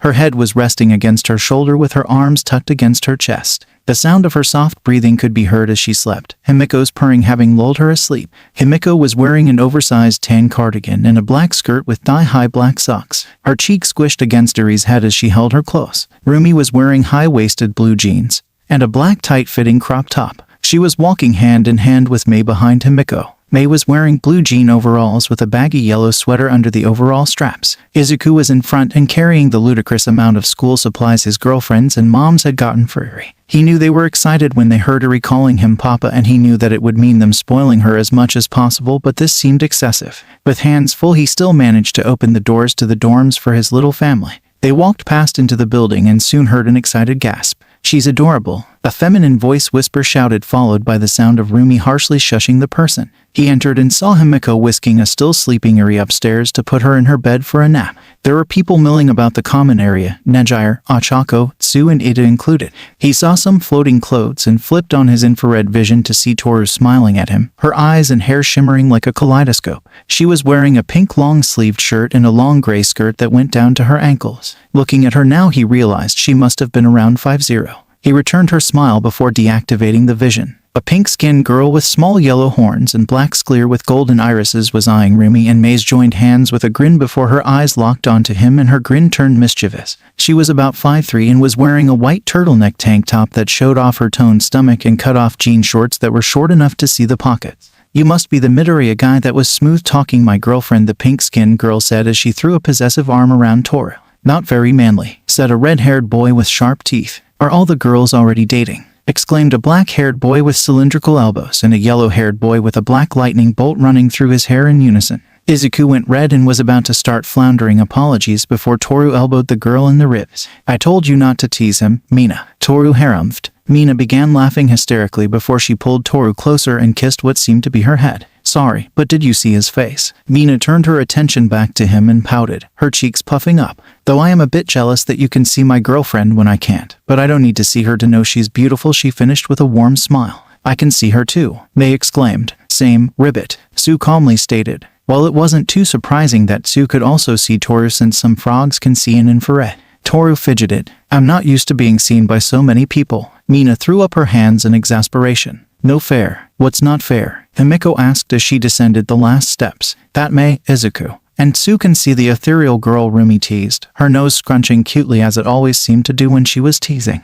Izuku didn't need his thermal vision or empathy to know that Toru was embarrassed and most likely blushing up a storm. Deciding to help her and himself out, he tried to change the subject. Why don't we all introduce ourselves? Wait, I believe we are missing 2 students, Ida said, arm chopping the air. Nejire pouted. They're in their rooms. They said that they don't want to come down. Izuku raised an eyebrow. Why would anyone not want to get to know their classmates they would have for the next 3 years? I guess we'll have to meet them later. Nejire regained her bubbly attitude quickly and floated through the air. I'll go first. I'm Hato Nejire and I'm a 3rd year, Class 1A's dorm advisor, and Ta. I like lilies and jasmine tea. I can use my quirk wave motion to fly or shoot spiral beams of energy, but it eats at my stamina. Mina clapped her hands together excitedly. Be sure to include your name, quirk, and a hobby or something you like. I'm Ashido Mina, but just call me Mina. My quirk is called acid. It lets me secrete a powerful acid from my skin. It can even melt steel. My hobby is dancing. When Mina had mentioned quirks, Izuku pulled out a notebook and began writing furiously. I'm going to make you a baby, Mei exclaimed as she too began writing in a notebook but was labeled baby. Before anyone could get the wrong idea, Rumi said, she means support gear. There was a chorus of O's. A boy standing next to Mina with spiky red hair and sharp teeth made a fist and pounded his chest. My name is Kirishima Ijiro. I like manly things. My quirk is called hardening. It's not very flashy, but it hardens my skin so I can take a hit better than anyone, he said with flourish as he flexed his arm. Toru waved her arms around. I'm Hagakure Toru. My quirk is, as you can't see, invisibility. It just makes me invisible and I can't turn it off. My hobby is shopping for cute things. I wonder if it's in light refraction emitter field that could be used to create flashes of light in theory. Izuku mumbled aloud as he wrote. Surely she couldn't outsparkle moi, said a flamboyant boy wearing a ... cape next to Toru. My quirk is naval laser. I can shoot a laser from my belly button. I like flashy things and my name is Heyama Yuga. He finished with a twirl of his cape. A very tall girl with long raven hair and a spiky ponytail stood up from where she sat next to a petite punk girl with a violet bob hairstyle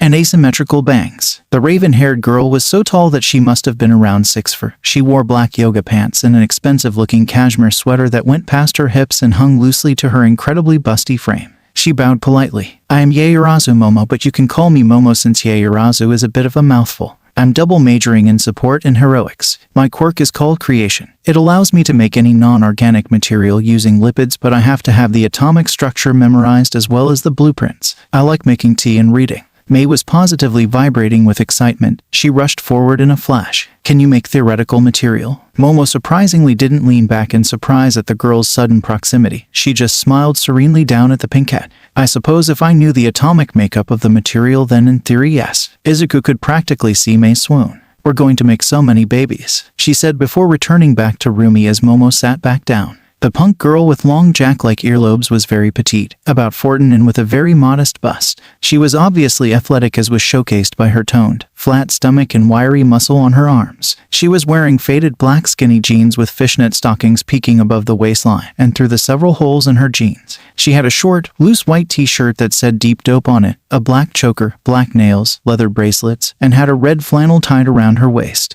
She rested a hand on Momo's knee and lazily waved the other. Yo, name's Jiru Kyoka. My hobbies are playing and listening to music. My quirk is called earphone jack. I have super hearing and can send my heartbeat through my jacks. Izuku raised his hand. It reminds me of Present Mike's quirk. Can they be plugged into electronic devices? Oh, what about a speaker? They asked. Yes, I can even plug one into a phone and the other into a speaker to greatly amplify the sound playing from the phone. Kyoka answered. Mei and Izuku were both furiously writing in their respective notebooks. Izuku raised his hand again. Unrelated, but I love your shirt. I don't see many other Deep Dope fans. Kyoka blushed and her jacks went a little wild. Thank you. It's my parents' band actually. Izuku's eyes went wide and his jaw dropped. Whoa, that's so cool. Would you introduce me to them if you get the chance? I would love to get their autographs. Sure, Green, Kyoka said, still flustered. Momo began rubbing soothing circles into the back of Kyoka's hand that was still on her knee. Green, Izuku thought. Next in the loose circle was Ida.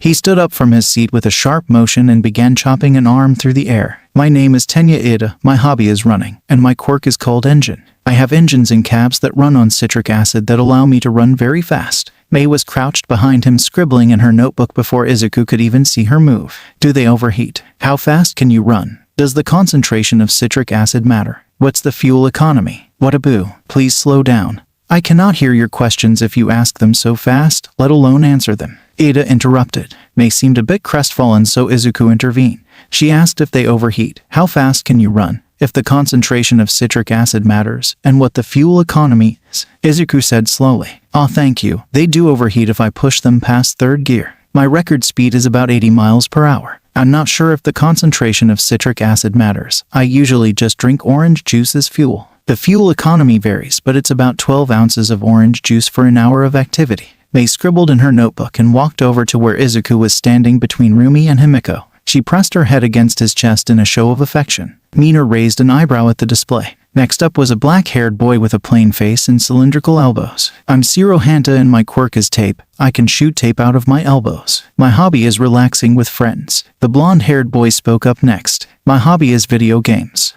My quirk is electrification. I can zap things, but I get a bit dopey if I overdo it. Oh, and my name is Kaminari Denki, he said, making finger guns. A huge boy with 6 arms stepped forward from where he was standing somewhat behind the loose circle. A mouth formed at the end of an appendage. My name is Shoji Mizo. I enjoy hiking. My quirk is called Dupli Arms. I can create many different appendages that can duplicate body parts like eyes, mouths, hands, and so forth. Momo sat forward with concern etched into her brow. Are you wearing a mask because you feel unwell? I can make you some herbal tea. She made to stand, but Shoji held up a hand, halting her. I wear a mask because the sight of my face once scared a child and I have grown too accustomed to it. A raven-headed boy nodded in understanding where he stood leaning against a wall. Momo leaned back into her seat, but she still wore a concerned expression. Okay, but if you want to take it off, I'm sure nobody here would be alarmed. Quirkist views have no place at UA. Shoji nodded. Thank you. The boy with the head of a raven spoke up next. I am called Takoyami Fumikage. I enjoy reading and my quirk is called. He was cut off by a raven-headed shadow popping out of his back and T-posing above the boy.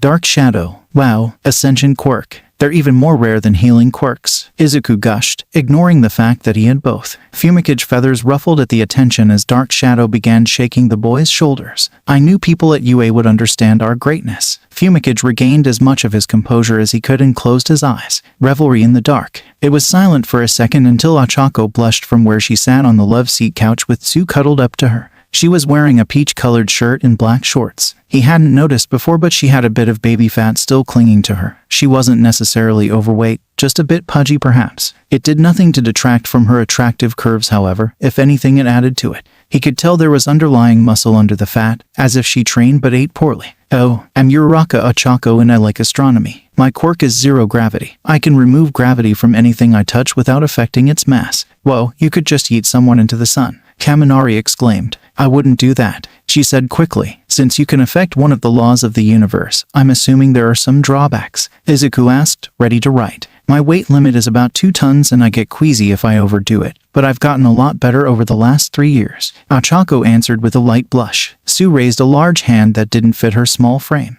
She was wearing a gray long-sleeved blouse tucked into a yellow skirt that went down to her ankles. Ribbit, I'm a Suitsuyu. Call me Tsu. My hobbies are swimming and taking care of my younger siblings. My quirk is fairly obvious. It's called Frog. I can do anything a frog can but better. Rumi laughed. Well, there goes the explanation of my quirk. There are so many things frogs can do. You can obviously see in infrared. Can you produce a poison like a dart frog? What about finger claws like a horror frog? What about optical camouflage? Izuku asked quickly yet intelligible. Sue let out a quick succession of small ribbits and emanated happiness. No poison, not yet at least. A horror frog's fingertips are made to break, and since my x-rays show normal finger bones, I don't think so. I can cloak myself though, she demonstrated by turning invisible against the couch. Toru waved her arms around. No fair, she said cheerily, but Izuku could sense her melancholy. A very tired-looking boy with wild indigo hair lazily waved. I'm Aizawa Hitoshi. I like sleeping, but my quirk gives me insomnia. My quirk was called brainwashing before I had it changed to hypnosis. It lets me give commands to those affected by it.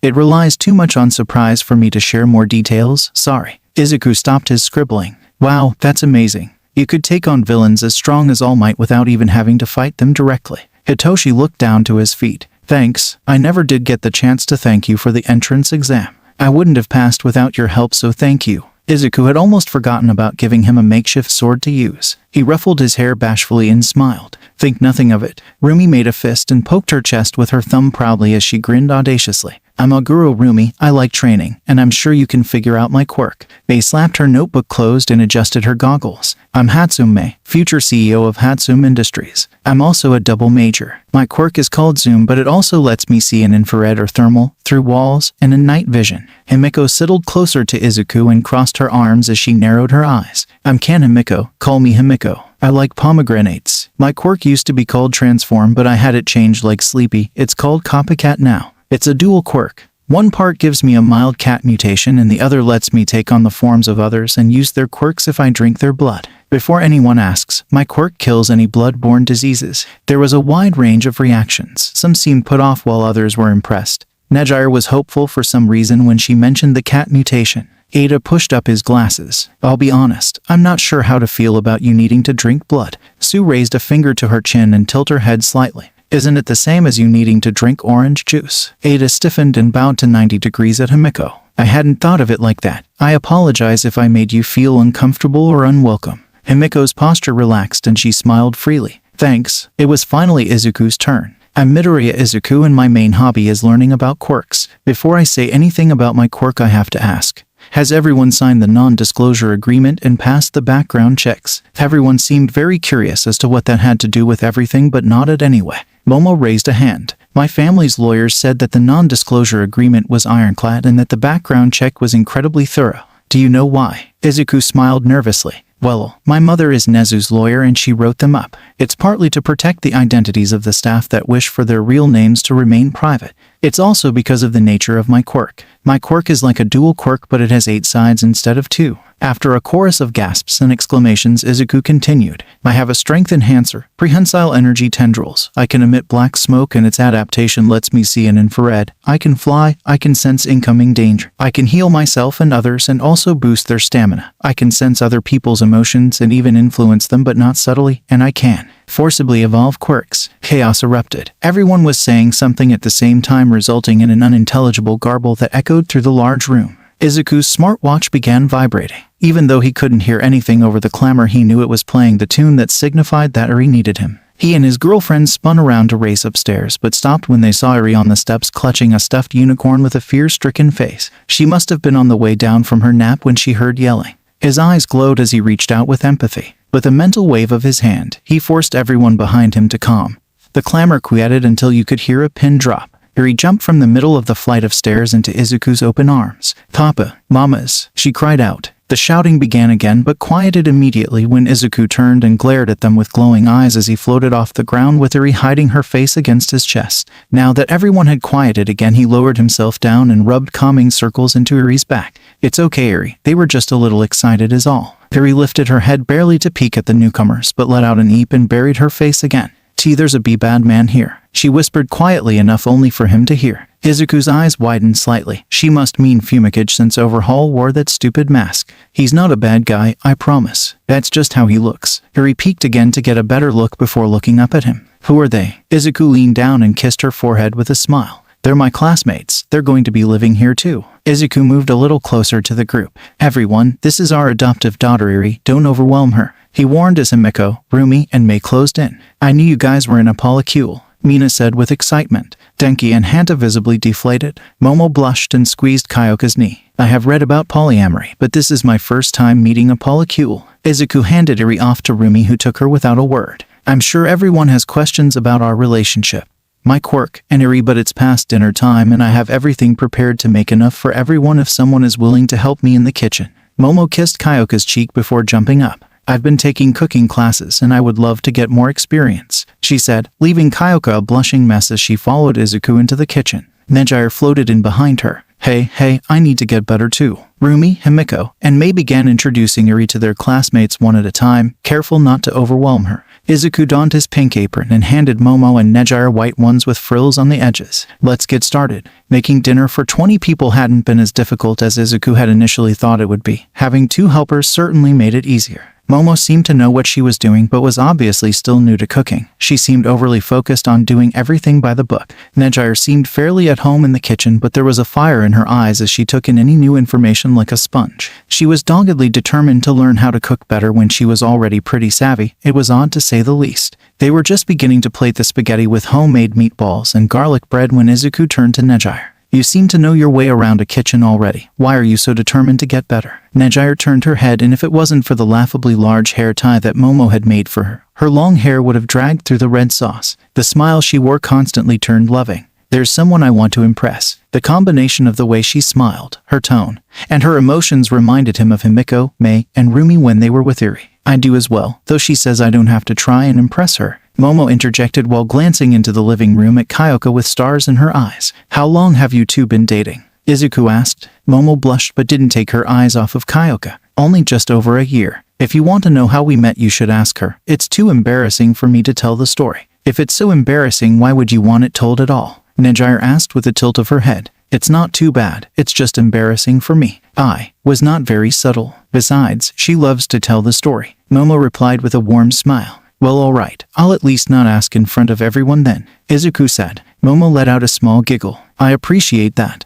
Everyone helped set the table and sat down to eat. Mei was sitting Eri in her chair, placing a bib on her and wrapping her hair up into a bandana. White hair and tomato sauce did not go well together. Ochako gestured to Eri while addressing Himiko. I can see why you were too busy to hang out the last few weeks. Suddenly becoming a new mom must be difficult. Himiko smiled at her understanding. It certainly takes adjustment, but it's worth it. Sorry I didn't tell you sooner. Ochako waved off Himiko's apology as Sue tilted her head and put a finger to her chin. Ribbit, tomorrow is only a half day. If you can find a sitter, we could go on a double date. Is it still a double date if one group is a polycule? I'll ask my moms. Mr. Kan might be too busy tomorrow, Izuku said. Himiko laughed. Yeah, Dad gets super stressed at the beginning of the year. Besides, I think he's still pissed that I'm not in his class. Nejire bounced in her seat. Ooh, I knew it, you're Vlad King's daughter. He always talks about you. Himiko flushed in embarrassment and nodded. Well, you could say that heroism is in your blood, Kaminari said while elbowing Kirishima in the ribs. Get it. After a small round of laughs, Ida spoke. I too come from a line of heroes. Have you heard of Ingenium? He is my brother. To Izuku's senses, he could tell just how proud the boy was of his brother. Wow, I knew your engines seemed familiar. The indigo-haired boy spoke up next with a tired voice. I guess this is as good a time as any. My dads are Eraserhead and Present Mike.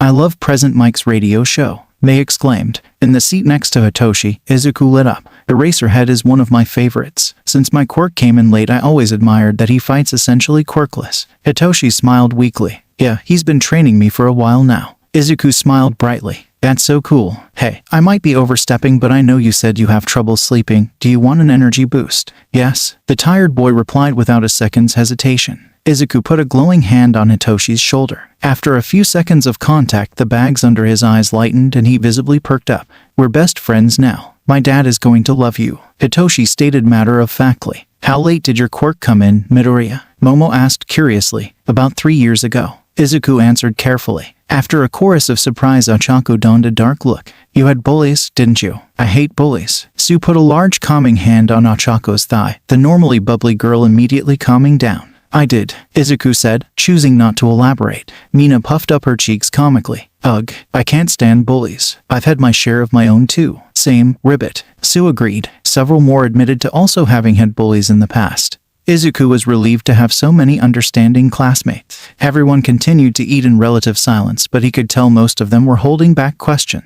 Deciding to not beat around the bush and risk people potentially cozying up to him for a quirk evolution, he brought up the elephant in the room. Izuku coughed to get everyone's attention. All of you passed your background checks, and I know we might not know each other well yet, but we're going to be together for the next 3 years. What I'm trying to say is I'm willing to evolve anyone's quirk that wants it. Everyone was silent as they looked at each other to see who would say something first. The pregnant silence continued for several long seconds before Ada spoke. We will likely be competing against each other in class as well as the sports festivals when it comes. Would you freely give such an advantage to potential opponents? Well, to be honest, I hadn't thought of it like that, but my answer is still yes. Evolving quirks doesn't cost me anything, and when we inevitably compete against each other, it wouldn't sit right with me knowing that you're not at your strongest. Besides, we're future colleagues, and I want to see each and every one of you succeed, Izuku said, finishing with a radiant smile. Izuku was nearly overwhelmed from the deluge of positive emotions coming from everyone. There was so much that it had a taste. There was sweet, tart, and tangy. It was like sampling every candy in a sweet shop at once. So manly, Kirishima said, wiping a single tear from his eye. Momo leaned forward, her fingers steepled.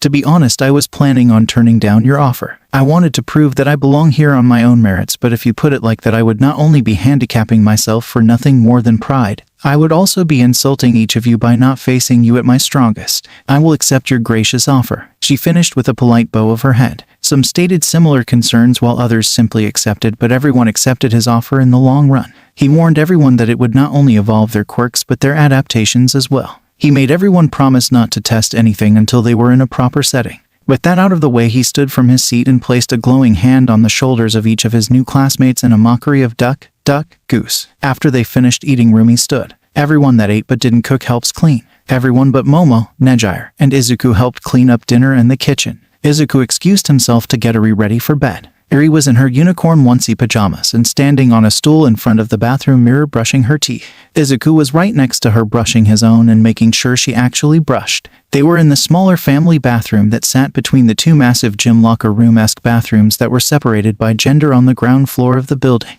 Eri finished and put her stool away before tugging on Izuku's shorts. Papa, can I stay with you tonight? Izuku furrowed his brow. Is everything all right, Eri? Eri shuffled her feet before answering. Yeah, I just want to. His brow relaxed and he scooped up his bashful daughter before poking her nose playfully. Of course you can. He sat the now giggling girl onto his broad shoulders and raced up the stairs to his room, Eri giggling all the way. When he arrived, he was surprised to see the entire class outside his door. You guys get an entire floor to yourselves, Mina asked, throwing her hands up in the air at the unfairness of it all. We think it's because Izuku is Nezu's personal student and that we're technically employees, Rumi answered with a shrug. Oh, what's going on? Izuku interjected. Mina whipped her head to him, her fluffy pink hair ruffling at the sudden movement. Her golden eyes lit up when she saw Eri on his shoulders. Gee, you two are too cute. We were talking about rooms and I said that our room was bigger than normal. They wanted to see it. Mei said simply. Are we just going to gloss over that Green is the dean's personal student and they're all employees? Jiru asked. Yup, they answered happily as she headed into the room. Eri is a ward of UA and we're her paid guardians. Izuku answered simply before following Mei. Rumi led everyone inside the room. It didn't take long for Mina to throw her hands up again. Your room is huge, and the bed is massive. It's like a flat. The room as well as the bed were doubtlessly huge. The room had a couch in front of a projector screen. There was some hero merchandise, but nothing compared to his room at his mom's. There was evidence of Mei, Rumi, and Himiko as well. There was a glass display case of Mei's Warhammer models. They were hand-painted with impossible detail. Rumi had a Blu-ray collection of hundreds of MMA fights lining the wall next to the projector screen. Himiko had a display case of dozens of different types of knives, all in pristine condition. Sorry, Izuku offered. Mina let out a defeated sigh before perking up with a look in her eye. We're doing a girls' night here at some point. Well, it looked like he would have to sleep at his mom's place when they decided to do that. The day was finally upon him. The first day of school at UA. Sure, it was really just an assembly, but it marked a milestone for Izuku. This was the beginning of his hero career. After a light breakfast, Mei helped do up Himiko's hair into messy buns, as was their morning ritual now. Rumi combed Eri's long white hair once she was done with her own. Once they were all dressed and ready, they took a commemorative photo together in their uniforms on the front steps of the dorms. Izuku wasn't sure what the future held, but he knew he wanted a reminder of this day. Izuku and Eri took off earlier from the dorms than anyone else in order to get Eri to her class in time for him to get to his own.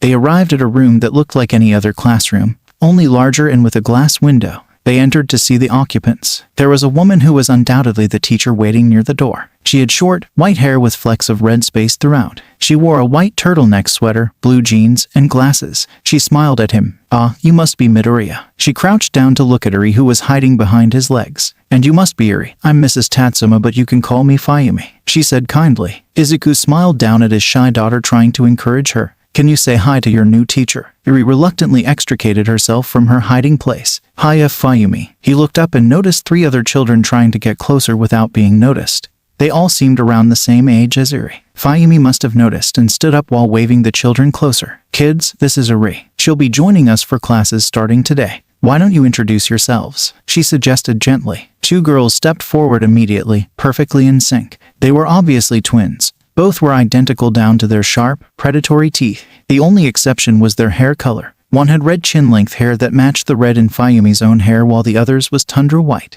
What was particularly striking was their eyes. They both had mismatched heterochromia. The redhead had one piercing blue eye on her left and a vibrant red on her right. The white-haired girl had similar eyes, but they were flipped. The red-haired twin spoke first. "Antatsuma Mika and Antatsuma Rin." The white-haired twin interjected. "They're my daughters if you couldn't tell," Fayumi offered with a smile. She waved the last child forward. A girl, smaller and younger than the others, peeked around the twins. He would eat his notebooks if she didn't have a snow leopard mutation quirk. She had a wild mane of white hair with 2 white fur-covered ears poking out. They were more rounded than most cat ears. Her eyes were slitted in a dull, nearly gray blue. She had white fur with black leopard spots going all the way up to her elbows and knees. Her hands and bare feet were humanoid but decidedly paw-like. She had black pads on the tips of her fingers and palms. She also had a thick, fluffy tail that looked to be as long as she was tall. It was wrapped tight around her midsection, making it look like an oversized belt. The little snow leopard girl sniffed at the air before taking a few more tentative steps closer to her. She smiled, revealing teeth similar to Himiko's, but all her teeth were sharp instead of just the canine. "I'm Yuki ...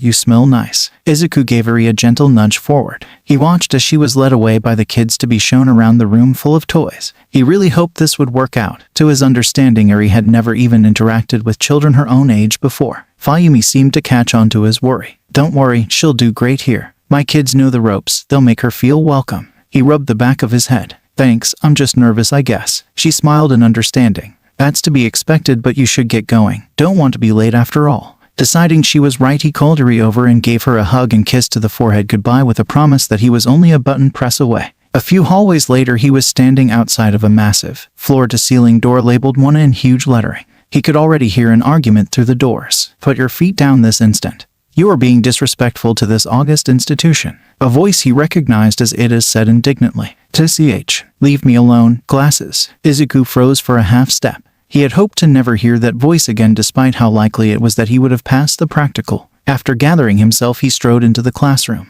He ignored the feeling of red eyes burning into the back of his head as he checked the board for his seat number. He was in seat 18, directly behind Bakugo. Great. He made his way to his seat and noticed that his girlfriends weren't here yet. He also noticed the other missing student from last night, a boy with a horrible burn scar on one side of his face and hair that was red on one side and white on the other. At first glance, he seemed incredibly apathetic, not a single emotion showing on his scarred, yet handsome face, but Izuku knew better. With empathy, he could tell there was a simmering rage festering within the boy. The instant he sat down, the head of spiky blonde hair in front of him spun around to look him dead in the eye. "How the hell are you here, Deku?" Bakugo ceased. Izuku's eyes hardened. "That's not my name," he said coldly. Bakugo's eyes widened slightly. Izuku had never talked back so brazenly before. Thanks to empathy, he knew that Bakugo was confused and frustrated, but not actually angry, surprisingly. "This must be Bakubeach," Rumi stated matter-of-factly as she led his girlfriends into the room. She quickly moved to stand next to Bakugo's seated position. She was positively looming over him without a trace of her near ever-present grin. "What the F did you call me?" Bakugo began to ask angrily as he tried to stand, only for Rumi grab his shoulder and press him back into his seat. Rumi tutted and wagged her finger. "Behave or I'll let Himiko do the talking," she threatened while gesturing with her head to the side. Himiko was standing to her side nearly in front of the desk with her claws fully extended and her eyes were narrowed to slits. She wasn't moving a muscle, not so much as a twitch or blink. She stood there in predatory stillness, watching, waiting for her prey to make a fatal mistake. On the other side of the classroom, Tsu had gone just as still, frozen in place, the presence of a predator having made itself known, triggering her prey instincts. Izuku was about to intervene, to tell them that he could fight his own battles, but Mei's gentle hand on his shoulder and her small shake of her head stopped him. They had apparently planned for this. Rumi, hand still gripping Bakugo's shoulder, leaned down until she was able to whisper in the blonde's ear. "Leave him alone, this is your only warning." The bell rang and Bakugo growled. But before he could retort, one of Rumi's ears swiveled to the classroom door and she stood before, abruptly walking away to take her seat, Himiko and Mei following suit. Decent awareness, Aguro. The The rest of you have work to do," a tired voice said from a yellow sleeping bag on the floor. Najire floated in through the doors. Her golden spirals that let her fly were now periwinkle in color and not as tightly coiled. "Wow, Aizawa-sensei never gives compliments." Behind Izuku, Hitoshi snorted as the sleeping bag groaned. Out of the sleeping bag a rough-looking man emerged. He looked disheveled, sleep-deprived, and had messy black hair. Many pairs of eyes snapped to Hitoshi after seeing the similarities. The purple-haired boy shrugged. "What? I'm actually adopted." Ida pushed his glasses up high on his nose. "Is this not nepotism?" Najire laughed hard. She was floating in the air on her back, clutching at her stomach as she continued to laugh. If she wasn't wearing spandex shorts under her skirt like Rumi, she would have flashed the entire class. After gathering herself, she explained what was so funny. "If anything, Hitoshi is in for a rougher time than the rest of you." Aizawa pulled out a duffel bag from under the teacher's podium and placed it on top, revealing it to be full of gym uniforms. "Put these on and meet me on the PE grounds," he said before walking out of the classroom. Najire lazily drifted through the air after Aizawa. "You better hurry," she warned. Everyone scrambled, none faster than Hitoshi. The moment the girls were in the changing room, Ochako approached Himiko. "Why did Izuku get mad because that blonde boy called him Deku? Isn't it like Dekaru? Like you can do it?" Ochako asked innocently. "Deku means useless. That was Izuku's longtime bully," Himiko said with a snarl. Ochako let out a small gasp that was echoed by several others that had overheard. "What? Why is there a bully at UA?" Mina asked, her tail thrashing behind her. "Well, that answers my question of why you guys were so confrontational towards him," Jiru said. Rumi leaned to the side to look behind the pink girl. Connected to her lower back was a smooth, pink tail that started off thick at the base but tapered as it went. It was longer than the girl's legs. "Have you always had a tail?" Mina instantly brightened. "No, it must be part of my Quirks evolution. We're tail buddies. I woke up and it was just there. I thought there was a snake in my bed at first. Yeah, it scared me half to death when she woke up screaming next to me," Toru said with her usual exuberance. Rumi looked at the girl in question, expecting to see floating clothes, but plainly saw a pretty girl with alabaster skin that had never known the harshness of the sun. She had wavy, shoulder-length hair that changed colors like a prism with an ever-moving source of light. Her big eyes were lit similarly from within as were her long eyelashes. "Hagakure!" Everyone but Mina exclaimed in unison. Mina immediately doubled over laughing. Toru flipped her colorful hair. "That's me," she said playfully. "Isn't she beautiful?" Mina asked after she had recovered from her laughing fit. "Well, I can certainly see what Izu meant by ethereal," Himiko said in agreement. Everyone mumbled their agreement, causing Toru's facade of confidence to crack and her to blush before turning invisible again. "Being seen is going to take some getting used to," Toru said bashfully. "We should probably hurry up," Momo suggested. The boys' locker room had been a bit tense, but Izuku was now standing with the rest of the boys on the PE grounds waiting for the girls. They were taking longer than he thought they would. Ida turned to him and chopped at the air with his arm, the exhaust pipe protruding from his elbow adding to the effect.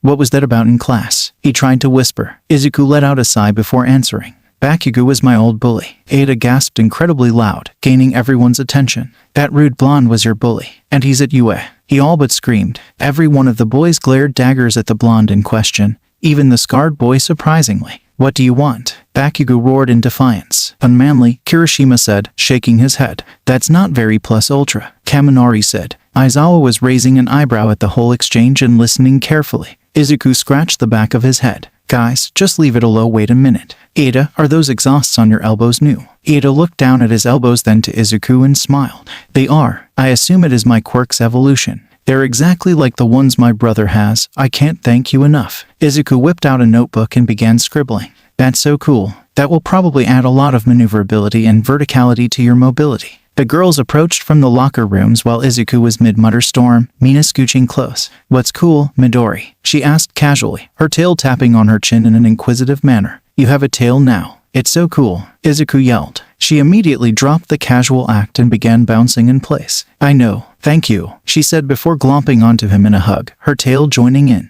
They both bounced in excitement together before realizing their position and pulling away, Izuku resembling a strawberry and Mina blushing violet. "Just hugging my girlfriend right in front of me, huh?" Toru asked. Izuku turned to see Toru with her hands on her hips and tapping her foot like Rumi did when she was upset or impatient. "Wait," he could see her. "I can see you without thermal vision," he exclaimed yet again. Toru smiled and did a little twirl, giving him a hug as well. "I've wanted to see myself for so long and now I finally can. Thank you so much. And look at this." She stepped back and turned back invisible, but this time her clothes were also invisible. "You can extend the field of light refraction." Izuku said excitedly as he began scribbling in a notebook. All right, what the hell is going on? The tired voice of their teacher droned. He evolved everyone's quirk, Dad. Hitoshi said simply.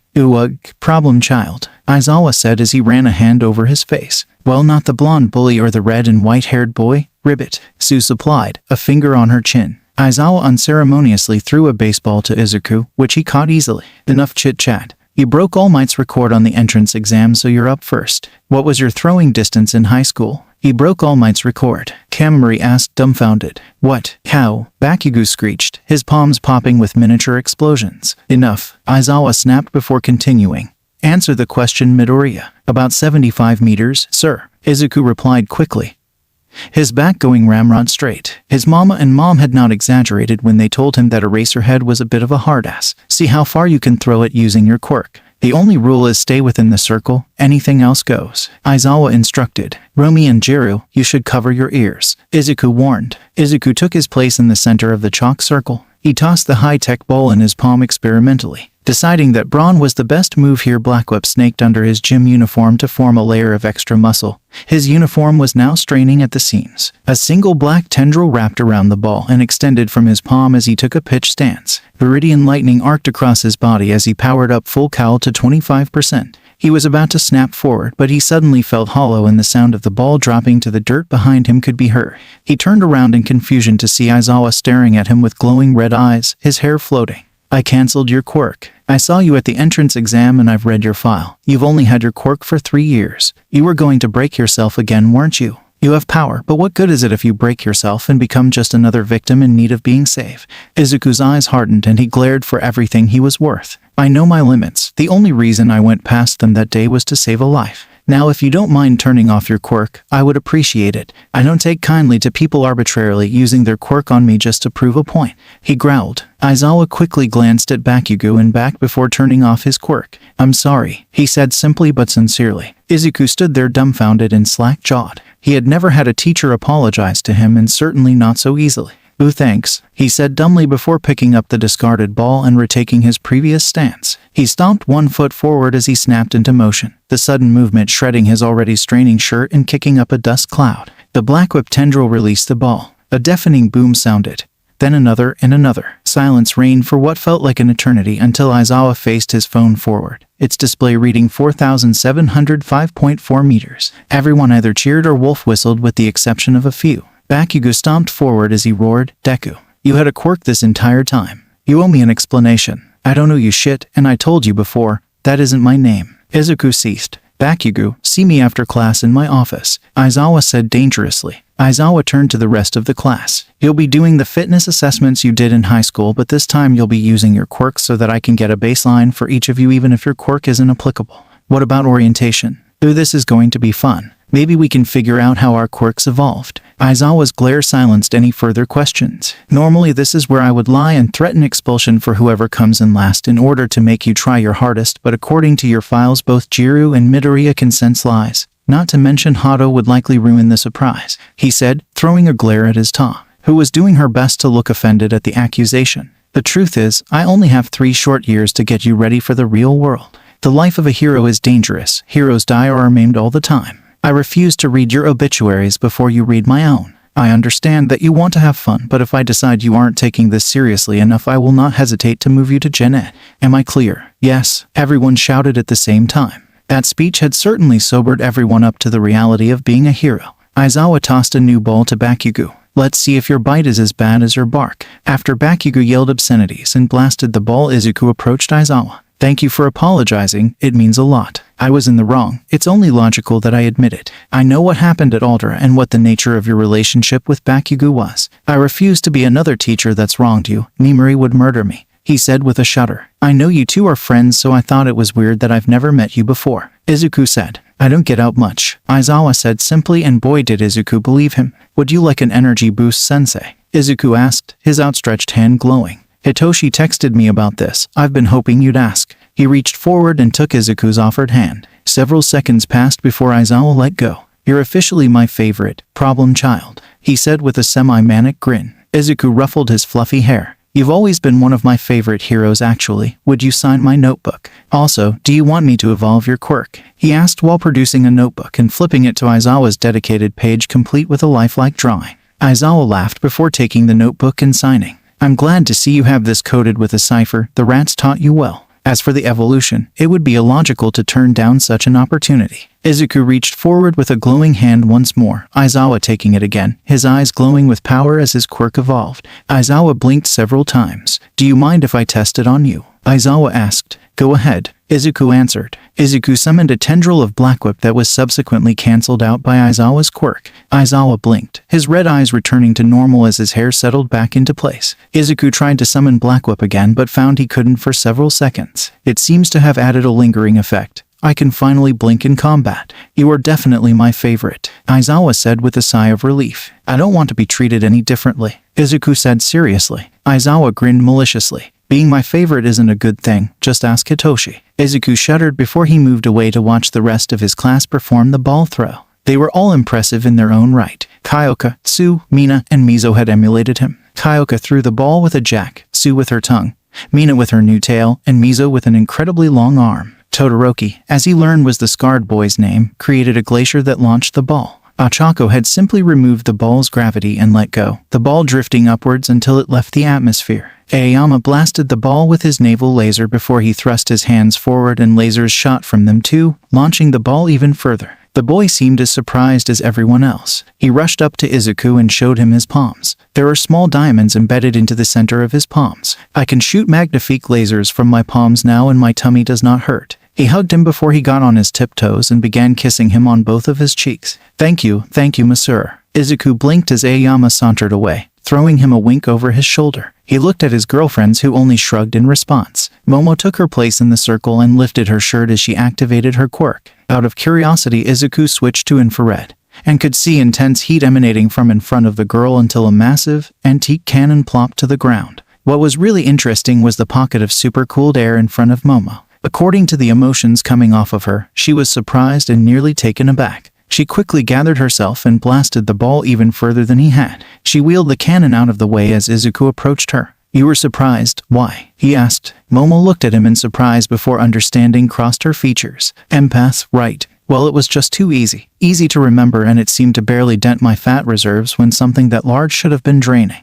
In fact, my memory seems impossibly sharp today. I can recall things with such ease that it feels like I'm reading the information at will. I can recall what breakfast tasted like as if the food was still in my mouth. Izuku hummed in thought. I have a theory. I think your impressive memory might be your quirk's adaptation. And now that it evolved, you essentially have a photographic memory. As for how easy it was to make such a large object, I was watching with thermal vision and there was a pocket of super cold air in front of you after you made the cannon. I'm guessing that your quirk now pulls in nearby molecules, in this case oxygen, and breaks them down to supplement your creation process, effectively lowering the strain on your personal resources. Momo's eyes sparkled as she clapped excitedly before enveloping him in a crushing hug. Her massive assets squished against his chest. I have to tell Kyoka, she said before rushing off to her girlfriend and leaving him blushing as Himiko sidled up to him. Himiko leaned her head on his massive arm. I'm kind of jealous. What did they feel like? Soft and warm, he answered quickly. She hummed wistfully. Mei and Rumi would often describe him and Himiko as touch-starved considering how much they both valued positive physical contact.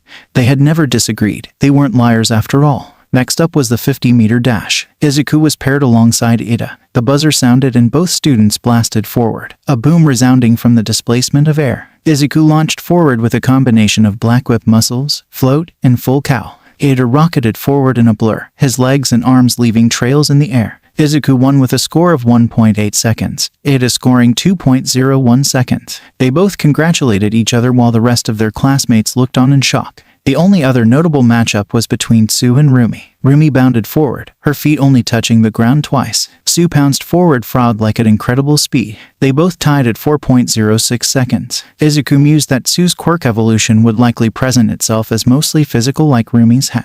Next up was the long jump. Izuku just engaged float and cleared the sandbox. Rumi leaped across as easily as Tsu. Ochako simply floated across. Aoyama blasted his way across, much like Bakugo. Todoroki just created a bridge of ice and casually walked across. The last outdoor test was revealed to be the distance run. Izuku for his part casually floated through the air at the lead. Momo created a solar-powered scooter. Eda was jogging at a leisurely pace that didn't even break a sweat thanks to his new engine. Rumi was keeping up with pure endurance. Sue hopped along for a time but eventually had to call it quits, her method fast but ill-suited to tests of endurance. Mina skated on acid as Todoroki did so on ice, both eventually giving in to the overuse of their quirks. Once only Izuku, Momo, Ada, and Rumi were left and looked to be able to continue for some time, Aizawa called it. Next up was seated toe touch inside the nearby gymnasium. Izuku with Black Whip, Mina with her tail, Sue with her tongue, Mizo with his elongated arm, Fumikage with his dark shadow, Kyoka with her jacks, Momo with a pillar of iron, Todoroki with ice, and Ayama with his laser easily maxed out the test. Grip strength was next. Izuku easily maxed out the test with a combination of Black Whip muscles and full cowl, the machine reading 999.0 kilograms before it broke. He decided he needed a name for the combination and quickly dubbed it Black Cowl. Momo created the Jaws of Life to similar results. What was most impressive, at least to Izuku, was Rumi's and Mizo's tied score of 540.00 kilograms with nothing but pure, unadulterated strength.